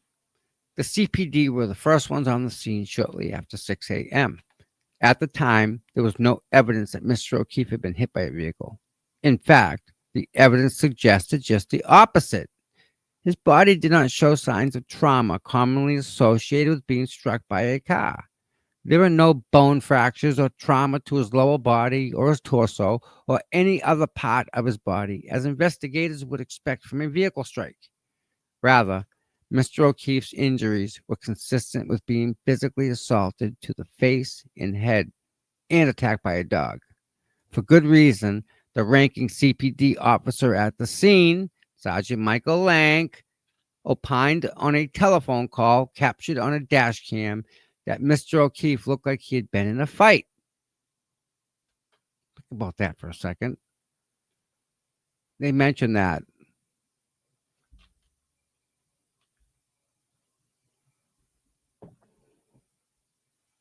Wow. 44. Moreover, the initial search conducted by Canton police officers revealed that there was no vehicle debris on the lawn at 34 Fairview, let alone any debris at or near Mr. O'Keefe's body. Not a single piece of taillight material was discovered on the lawn that morning or in the roadway, notwithstanding multiple searches in the use of a leaf blower to remove snow. Even the shoe was not spotted that morning, even though everybody was right up next to that curb. Weird. Size 13 too, man. That's a big shoe. Right. I mean, I know. like I'd trip over it. My son, two Oh. of my kids were a size 13, and I'm not kidding you. They leave that in the middle of the floor, and if I'm like distracted by watching something on my phone or Yeah. messaging and I don't see it, I am tripping. Done. Yeah. How do they miss that? Right. Sergeant Lank was a longtime friend of the Alberts and the first law enforcement officer to enter the house. He spoke to the Alberts and the McCabes. Pursuant to their plan, the Alberts and McCabes told Sergeant Lank that Mr. O'Keefe had never entered the Alberts' house the night before. The Alberts and McCabe's statements were false. Mr. O'Keefe arrived and entered the house or garage where he was assaulted, attacked by the Alberts dog, and suffered a fatal injury to the back of his head. 47. Despite Mr. O'Keefe's injuries being wholly inconsistent with the story of the house defendants were now telling him, neither Sergeant Lank nor any other member of the CPD searched the house to determine whether the occupants or anyone else were involved in Mr. O'Keefe's death. Nor did they request to search the occupants' cell phones, observe their bodies for evidence of a fight, or even secure the scene where the body was found. They failed to do so because of a bias born of friendship and loyalty in favor of the Alberts and McCabes. 48. After Sergeant Lank returned to CPD, 3 hours after the discovery of Mr. O'Keefe's body, in more than 2 hours after being interviewed at the Alberts home that morning, Mrs. McCabe called Sergeant Lank to report that she recalled additional information as part of the plan to implicate Mrs. Reed and remove suspicion from the house defendants. She falsely told Sergeant Lank that Mrs. Reed told her twice that morning, "I hope I didn't hit him." More than a year. At a separate proceeding, Mrs. McCabe changed her story on this topic yet again. In furtherance of the house defendant's plan, Jen McCabe, then falsely reported that Mrs. Reed outright confessed to hitting Mr. O'Keefe right after she first found him in the snow. Ha! Good luck with that one. She's got to prove that happened, and the video proves Karen's right. 100% Karen's right. Right. Watch The out, video, Miss the videos McCabe. prove the dash cam proves what Karen said to be true. Yep. I think McCabe totally forgot that there was dash cam video and Yeah. audio. The ice cream truck is coming for her. Yep. Proctor leads MSP investigation despite the conflicts. Michael Proctor was assigned as a case officer and had a primary responsibility for the MSP investigation of Mr. O'Keefe's death. Sergeant Yuri Buchanan was Proctor's direct supervisor, and Lieutenant Brian Tully was a supervisory officer at the Norfolk County State Police Detective Unit, and thus supervised both Buchanan and Proctor in their roles. Buchanan and Tully both knew at all times exactly the extent of Proctor's misconduct in investigating Mr. O'Keefe's death as described below. Wow. From the beginning, Proctor should never have been assigned as an investigating officer, let alone lead investigator. He grew up and resides in Canton, is a good friend of the Alberts, and had known the family for years. Proctor and Julie Albert, Brian Albert's sister-in-law, had each other's personal cell phone numbers. In fact, just days before Mr. O'Keefe's death, Proctor communicated with Julie Albert about babysitting Proctor's minor child. Proctor's sister, Courtney, was also a close friend of Julie. In fact, Proctor's own mother referred to the Alberts as the Proctor's second family. The existence of this relationship was intentionally suppressed by Proctor and other members of the MSP, including Buchanan and Tully, in an effort to ensure the House defendants were protected and that Mrs. Reed's right to a fair investigation trial were undermined. Proctor, Buchanan, and Tully engaged in a corrupt and biased investigation by not investigating inside the House and interviewing House defendants as friends rather than suspects. Proctor, Buchanan, Tully, and MSP never searched for DNA evidence inside the House, never looked for rigid surfaces that could have caused the gash in the back of O'Keefe's head, never inspected the House defendants' bodies for indication of bruises or cuts that resulted in an altercation, and did not search the House defendants' cell phones. This allowed potential evidence to be destroyed, disposed of, removed, or simply become unrecoverable. That's just like Brian Higgins, who took his cell phone, took it apart, took the SIM card out, and then cut the SIM card. And this is all after he physically took the phone to the FBI place and deleted a bunch of data. So he deleted a bunch of stuff, then took it to the military base, then took it apart, then cut the SIM card in half after he had already just deleted conversations and stuff. Nice guy. I don't get how they all got away with destroying their phones. I don't get that. Especially after they knew that they were supposed to not touch their phones. They were supposed to turn them in. Yep. But yet, here we are. 52. Proctor's, Buchanan's, and Tully's interviews of the House defendants were also outside of normal protocol. They were all interviewed either at their home, their family member's home, their lawyer's home, in the case of Brian Higgins, their lawyer's office, in case of Brian Jr. and Caitlin Albert, at their place of employment or over the phone.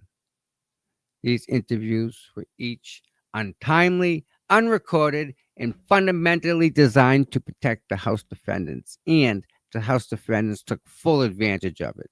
Specifically, Jennifer McCabe became the point person for the House defendants in providing their false narrative to investigators. She managed to communicated details about the House defendants' messaging and the investigation itself, including visiting Proctor's and other investigators' private residences, mapping out timelines to coordinate their statements with other witnesses, leading group text message chains that were partially deleted, and planning private meetings at all hours of the day and night. Ooh. Indeed, these were never acts of innocent witnesses seeking to help an investigation concerning the death of an alleged friend. Rather, as they were predicate acts of a conspiracy among a group of people with a shared goal of deflecting their criminal exposure onto someone else. 54. Yeah. Gail says she can hear you double for some reason. I don't know if it's still happening. I don't hear it. Does that sound better, Gail?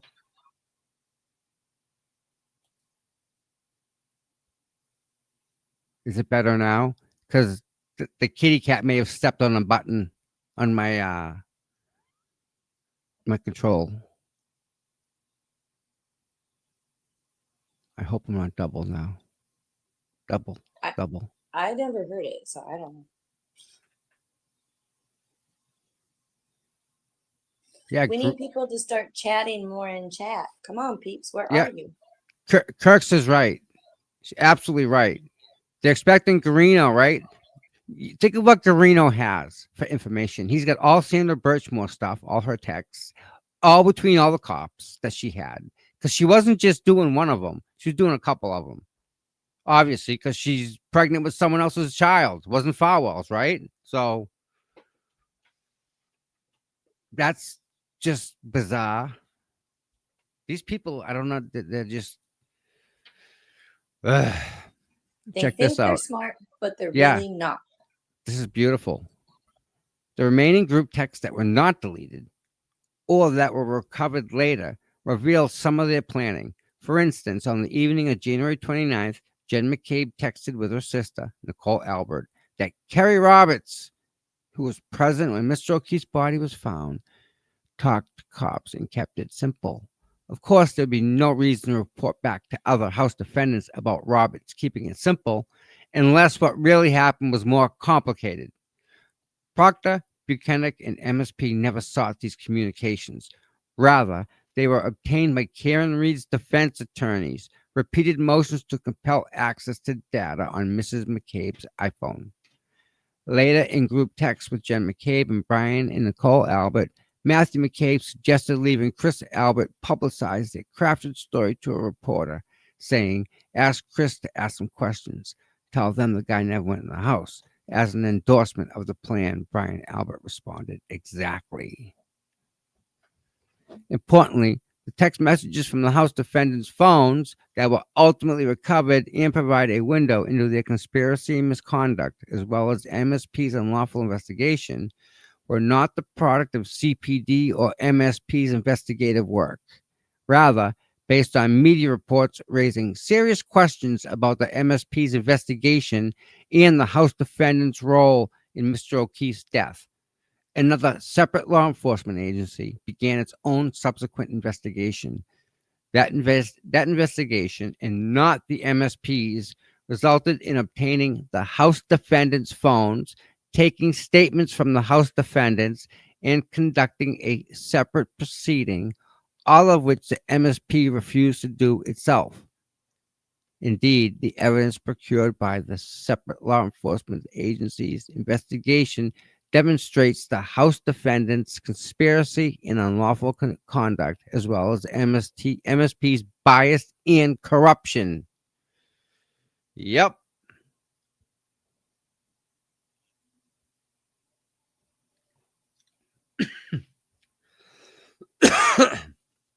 And again, this wasn't their first rodeo either.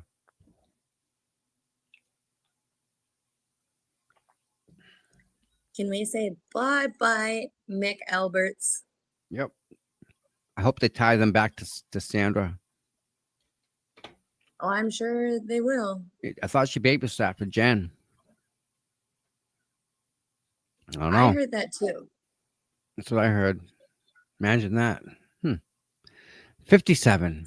Proctor and Buchanan initially interviewed the McCabes and Brian Albert on January 29th at the McCabes' home at 12 Country Lane in Canton, at which time they again falsely stated that Mr. O'Keefe never entered the Alberts' home.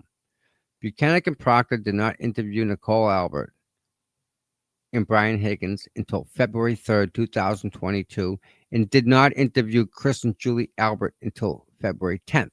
nearly 2 weeks after Mr. O'Keefe's death and more than a week after Mrs. Reed was arrested and charged, both before interviews. The McCabe's and Alberts continued to coordinate the stories as evidence in group texts. 58. Proctor, Buchanan, and Tully likewise failed to conduct a meaningful investigation into Higgins' involvement.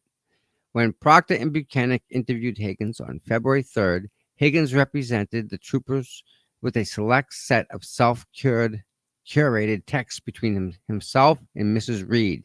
They learned that Higgins and Mrs. Reed had been exchanging flirtatious texts and that Higgins reported at least one instance in which Mrs. Reed and Higgins had kissed while at Mr. O'Keefe's house mere weeks before his death. Rather than pursuing Higgins as a possible suspect, Proctor, Buchanan, and Tully neglected to investigate the matter any further.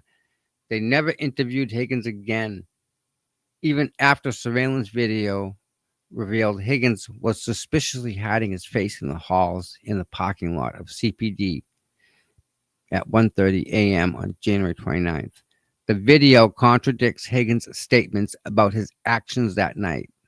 However, not only did Proctor, Buchanan, Tully, and MSP not investigate what Higgins was doing or what was in the bag, but they went so far as to hide the video from Karen Reed and her criminal defense attorneys for years. Reed's defense did not receive these videos until after Reed stood trial for the first time, and even after the separate law enforcement agency's investigation revealed late-night phone calls between Brian Albert and Brian Higgins.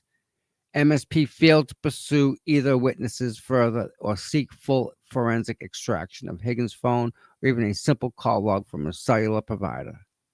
You can destroy the phone call. You can't destroy what the phone did. 60. When it was revealed that Mrs. Reed's defense team requested the preservation of Brian Albert and Brian Higgins' phones in order to forensically image them, this request was allowed by the court. Both men got rid of their phones within days of another. Higgins went so far as to drive to a military base on Cape Cod, remove the SIM card from the phone, cut the SIM card with scissors he brought with him, and destroy and dispose of the phone and card separately in 2 dumpsters, then drive back home. The destruction of their phones eliminated potentially incriminating communications between them and was a direct result of Proctor, Buchanan, and Tully's intentional refusal to collect important investigative evidence that would be exculpatory to Mrs. Reed. Even after learning about the destruction of both witnesses' cell phones, MSP investigators had other avenues they could have used to pursue evidence, such as cellular toll records or simply interviewing Brian Higgins and Brian Albert to find the inquire about the nature of the late-night communications. They intentionally ignored these avenues as well. 60. Not only did Proctor fail to probe his friend's stories, he coordinated with them through his sister. Proctor spoke to Courtney multiple times a day and knew she was in close contact with and providing information to Julie Albert. Julie and Courtney called each other many times between February 1st and 2nd and at least 67 times between February 1st and September 6th.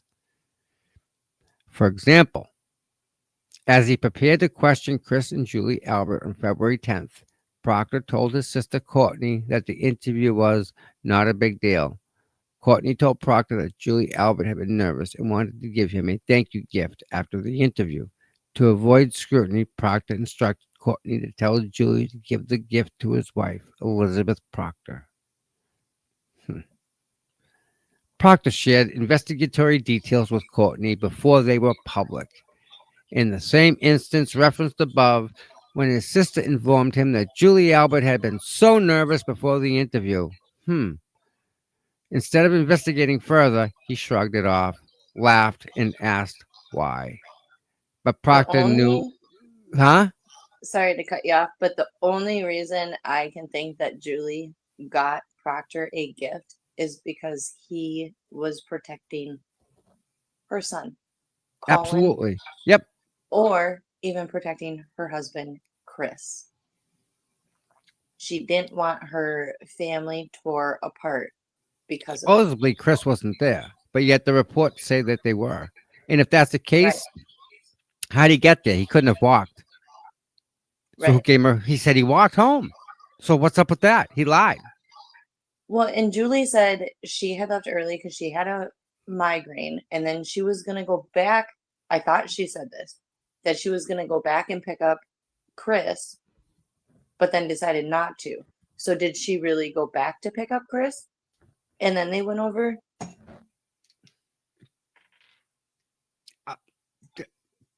I got nothing. I don't have anything on that. But you're right about that. Right. Divine called Sandra that morning, and yet he denied contacting her. He claimed he hadn't seen her in years, but then Right. admits to seeing her once a week in a car park while on duty, and then claims he was hacked. Yep. All a bunch of liars. There he Hi, Dave is. Channel. What's up, big guy? Oh, there's a lot here, girl. We're not even halfway through, man. 63. Oh, What page are we on? my God. Oh, 120. We got a long ways to go. Wow.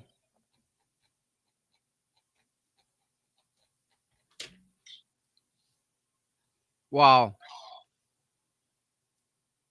I mean, a lot of this is kind of like we know this. Right. It's just, the criminal proceedings were instituted with malice, as evidenced by Proctor, Buchanan, and Tully's knowledge that it was based on false evidence. Proctor, Buchanan, and Tully's bias and ill will toward Mrs. Reed, and for the improper purpose to protect Proctor's friends and acquaintances, the Alberts. So, I mean, they're telling it how and why. You know? There's a lot here. She lost her job because of this, and so that's part of that. As a proximate result of the defendant's actions, Mrs. Reed was wrongfully prosecuted for Mr. O'Keefe's death, resulting in the loss of employment, reputational damages, and millions of dollars of legal expenses, as well as serious emotional distress and injury. And then this is all the injury, like you cause injury by this. Like this, they say he didn't go in the house. They're bringing it back up. Yeah. I can't wait, kind of like this civil trial that's going on. I really can't wait to see what they actually all bring out. They're gonna go through every one of these right here. Judgment in favor, award damages to be calculated at trial, along with pre and post judgment interest, costs, and expenses. Award her reasonable attorney's fees incurred with connection with this litigation. Grant her such relief as the court deems equitable and just. And there's the lawyers that put this together. Like, that's a lot of people to put this together. Six people. Look at all them. Holy Hannahs. 1, 2, 3, 4, 5, 6. So it's this law firm and this law firm. Sheehan, Finney, Bass, and Green, 28 State Street. There you go. I know that place. And this is Alan Jackson's law firm. So you have a Los Angeles law firm and a Boston law firm working on this case. And you have 172 counts. I just, like what I was saying, I can't wait to see like the evidence that they're going to be presenting during the civil trial. Like stuff that we have never seen before. Right. That's the Google search. And so John's phone. Remember the phone? We didn't know where the phone was going here and there. Yep. 169. It's about the phone. Following Mr. O'Keefe's death, among other acts, the McCabe's and Alberts agreed to make it look like Mr. O'Keefe died due to exposure after being hit by Mrs. Reed's car. As part of this common plan, Brian, Albert, and Higgins, both law enforcement officers familiar with investigations, communicated at 2:22 a.m. on January 29th after Higgins left the house. Shortly thereafter, as part of the plan, Jen McCabe deleted a Google search at 2:27 a.m. on January 29th for how long it takes a person to die in the cold. One or more of them then relocated Mr. O'Keefe's body and deposited it on the front lawn of the Alberts house, where Jen McCabe claimed Mrs. Reed had dropped off Mr. O'Keefe earlier. The McCabe's and Alberts then coordinated what they would say to the police, all of them falsely telling investigators that Mr. O'Keefe never entered the house. Yeah. I mean, everybody that was in the house got a new phone the next day. Say bye-bye, McAlberts. The Yep. ice cream truck's coming to you all. My. All I'm right. fighting with Dave's channel in chat right now. He said I have Oh. a Minnesota accent. I do not. Oh my goodness.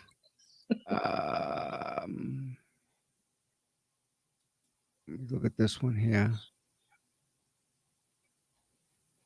Oh my word. Farwell. I'm looking at his. Wow. It's 23 pages. Farwell asking to move the trial. I still think he's an idiot for wanting that. Well, there was something I saw. Where was it? It was Twitter. Let me check this. Michelle McPhee. Yeah. Matthew Farwell's insistence via a court filing that his alleged victim, Sandra Birchmore, did in fact commit suicide is the first defense he has made since his arrest in August 2024. The filing also puts the Norfolk County DA's office and its investigators at odds with the feds. That's Michelle McPhee. So, like, I believe in that is gospel, is what she says, because she's plugged in, and that is a good thing.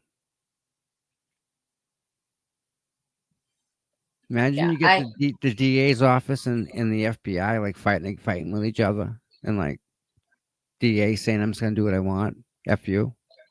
You can't tell me what to do. And the FBI saying, really? Go ahead. Dare ya. Double dog dare ya. But I don't. And Falwell, he's just insisting that she did it herself, right? And that he had nothing to do with it, right? That's his deal. That he's got nothing to do with this. Yep. Come on. But he forgot that there's video of him going into her apartment. How do you you have video evidence of that? How just how do you know how you work around that? These people seem to think that they're completely invisible and that everybody is going crazy with their eyes by seeing the video footage of and listening to the audio of all of these cases together, and they're thinking that we're all the crazy ones because we're seeing it. But it's like they're trying to tell us, no, that wasn't me. Really? A lot of money for new phones, isn't it? You just can't walk into Best Buy and say, give me 13 new phones. Why not? Yeah. Everyone's getting a burner. Here you go. One for you, one for you. $100 prepaid phones. But yeah, Dave, it's a lot of money for new phones. You ain't not kidding. Each one, too. Yeah, it was probably Meatball that paid for it too. When I'm looking at Farwell's charges, let me show you real quick about them. They include what happened to me. Can you see me on the screen? Yeah. You can't because I don't. That's wow. I see you on 1, 2, 3 screens. I think this is foul. Yep. This is his motion to transfer. Let me zoom in for you guys. Where are you?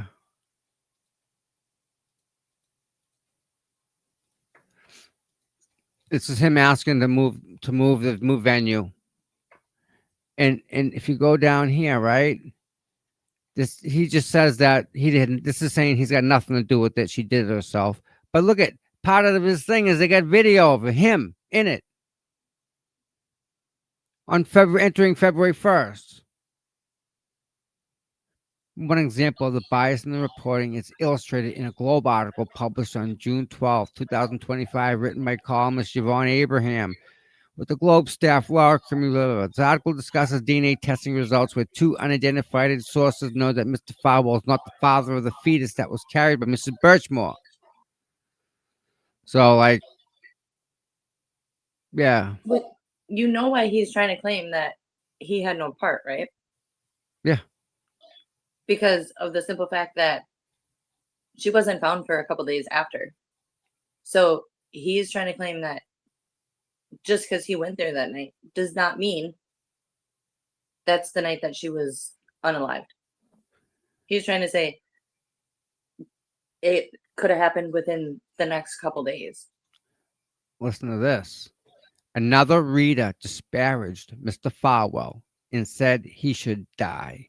Pig Farwell should exit prison in a green bag, highly likely playing the cop card he victimized, abused other girls and women. ID at 10. The examples continue. Firing squad. What a demonic thing this Matthew Farwell is. So gross in Norfolk County.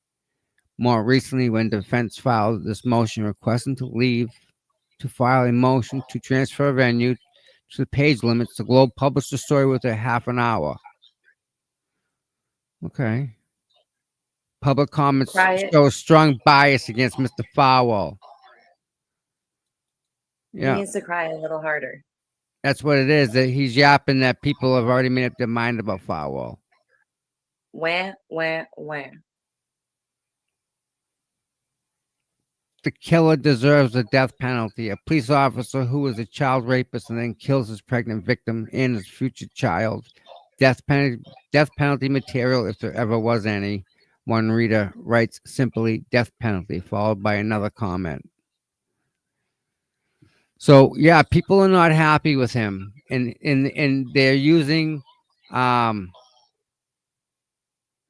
what people's opinions to say, hey, look at they're already biased. Don't look at this guy walking into the apartment for the very last time. This is the last time anybody entered her apartment. You're looking at the dude right there. Last time anyone walked in her apartment is by him. Right then and there. Yeah, but he's going to claim, well, the camera must have been broken. I'm Gail told said- his wife said go take care of it.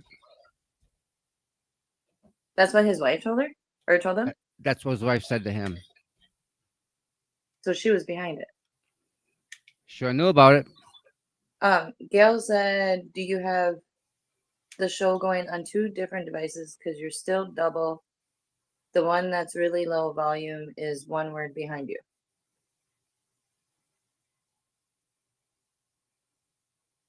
No. The only thing I have open is Facebook.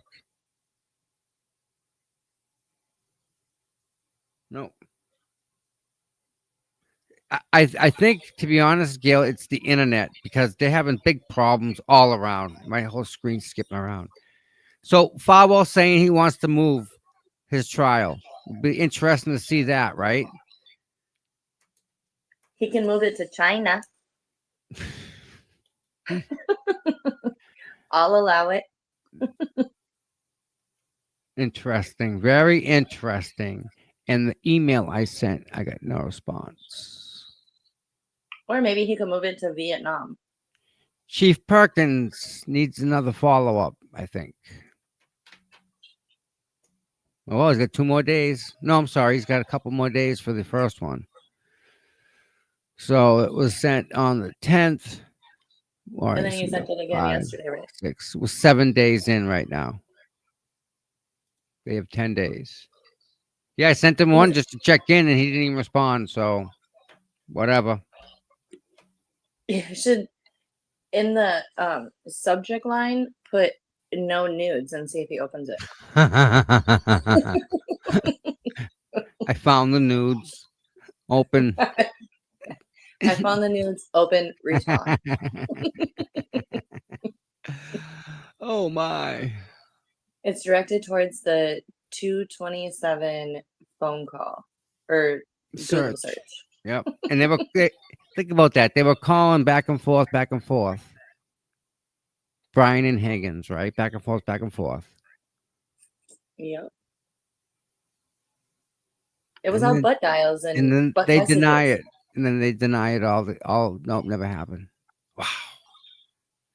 That's some crazy stuff there, girl. Well, all right. Let's wrap it up. It's 2.5 Sounds good. hours. All right, lady.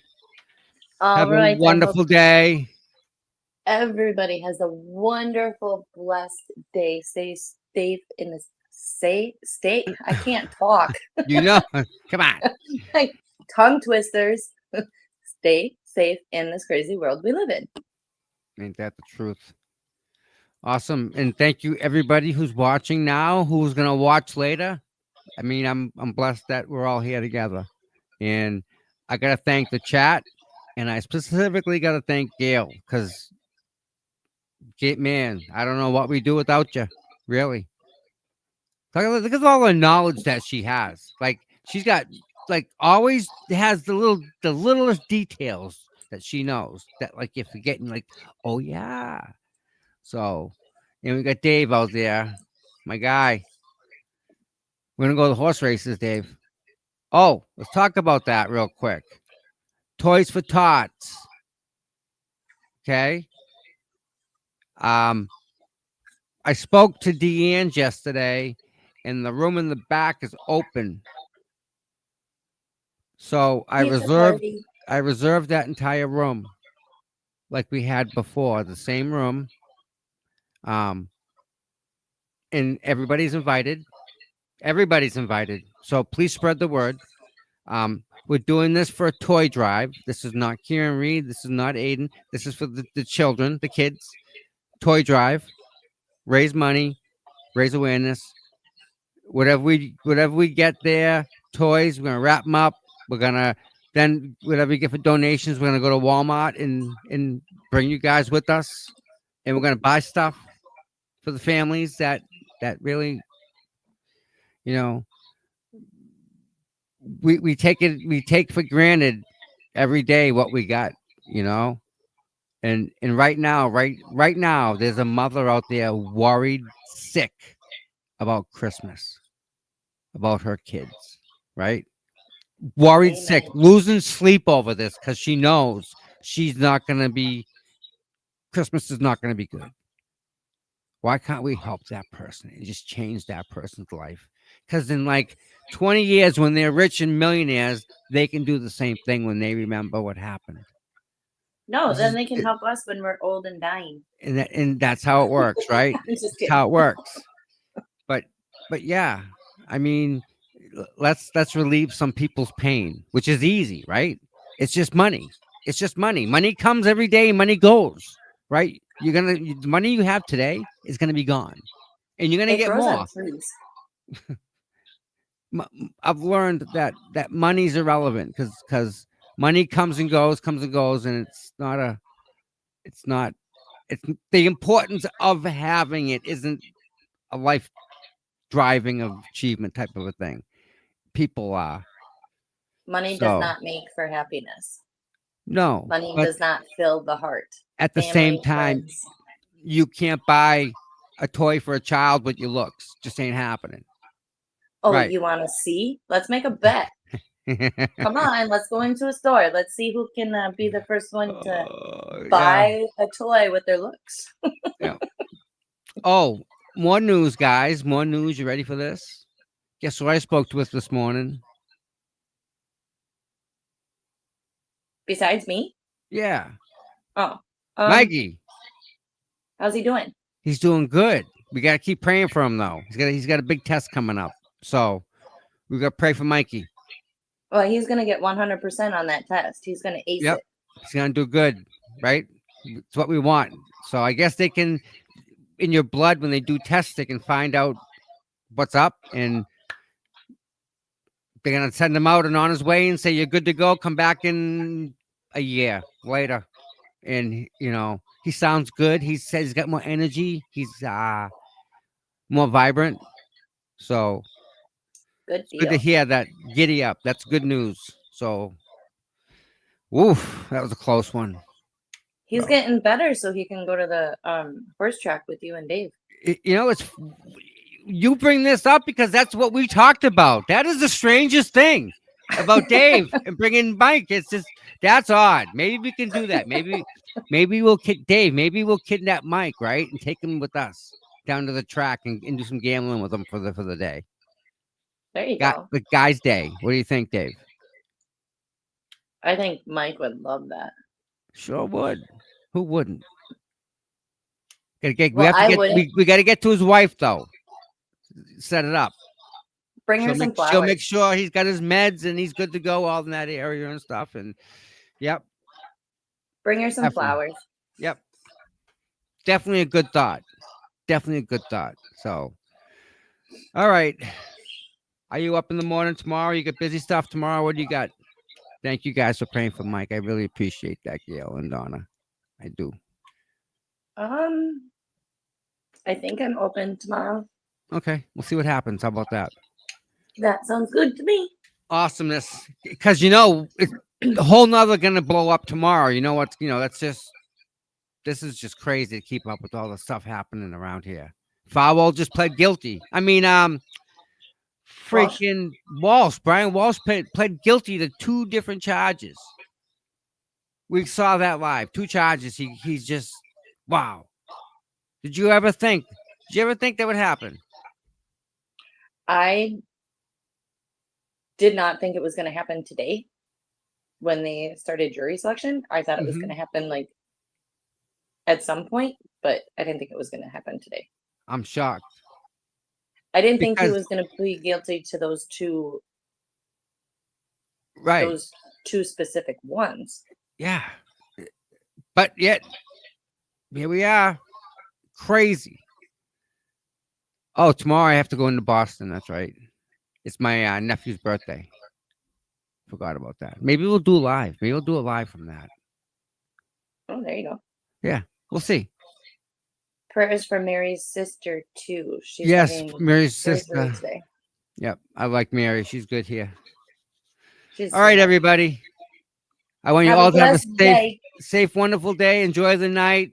Give the loved ones a kiss. And maybe we'll see you tomorrow soon. One way or the other, we'll see you soon. Love you guys. Love you guys. Bye. Bye.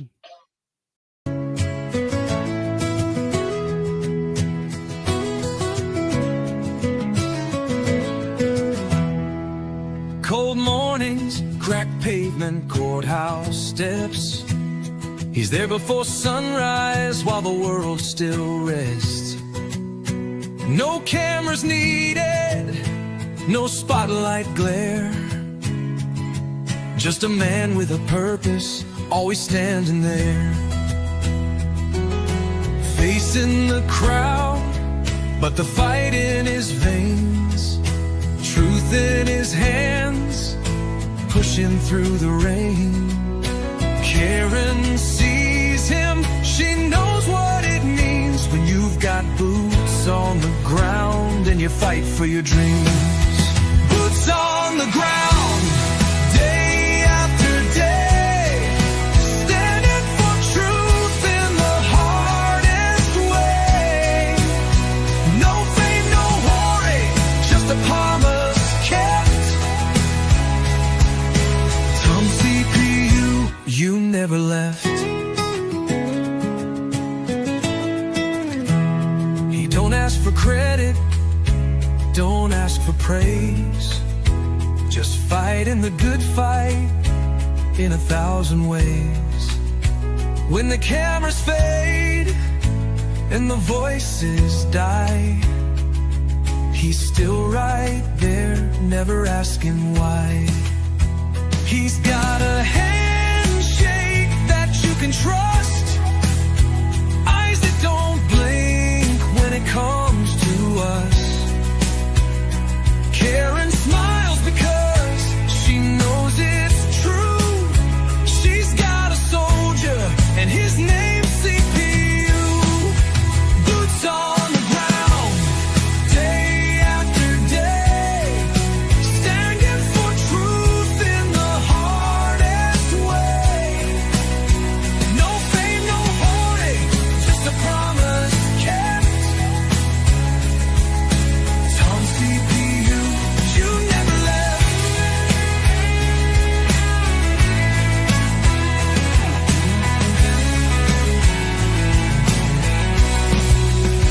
When the courthouse is empty and the crowd's gone home, Tom's still walking, he's never alone. 1,000 steps, 1,000,000 prayers, because justice don't sleep and neither does he care.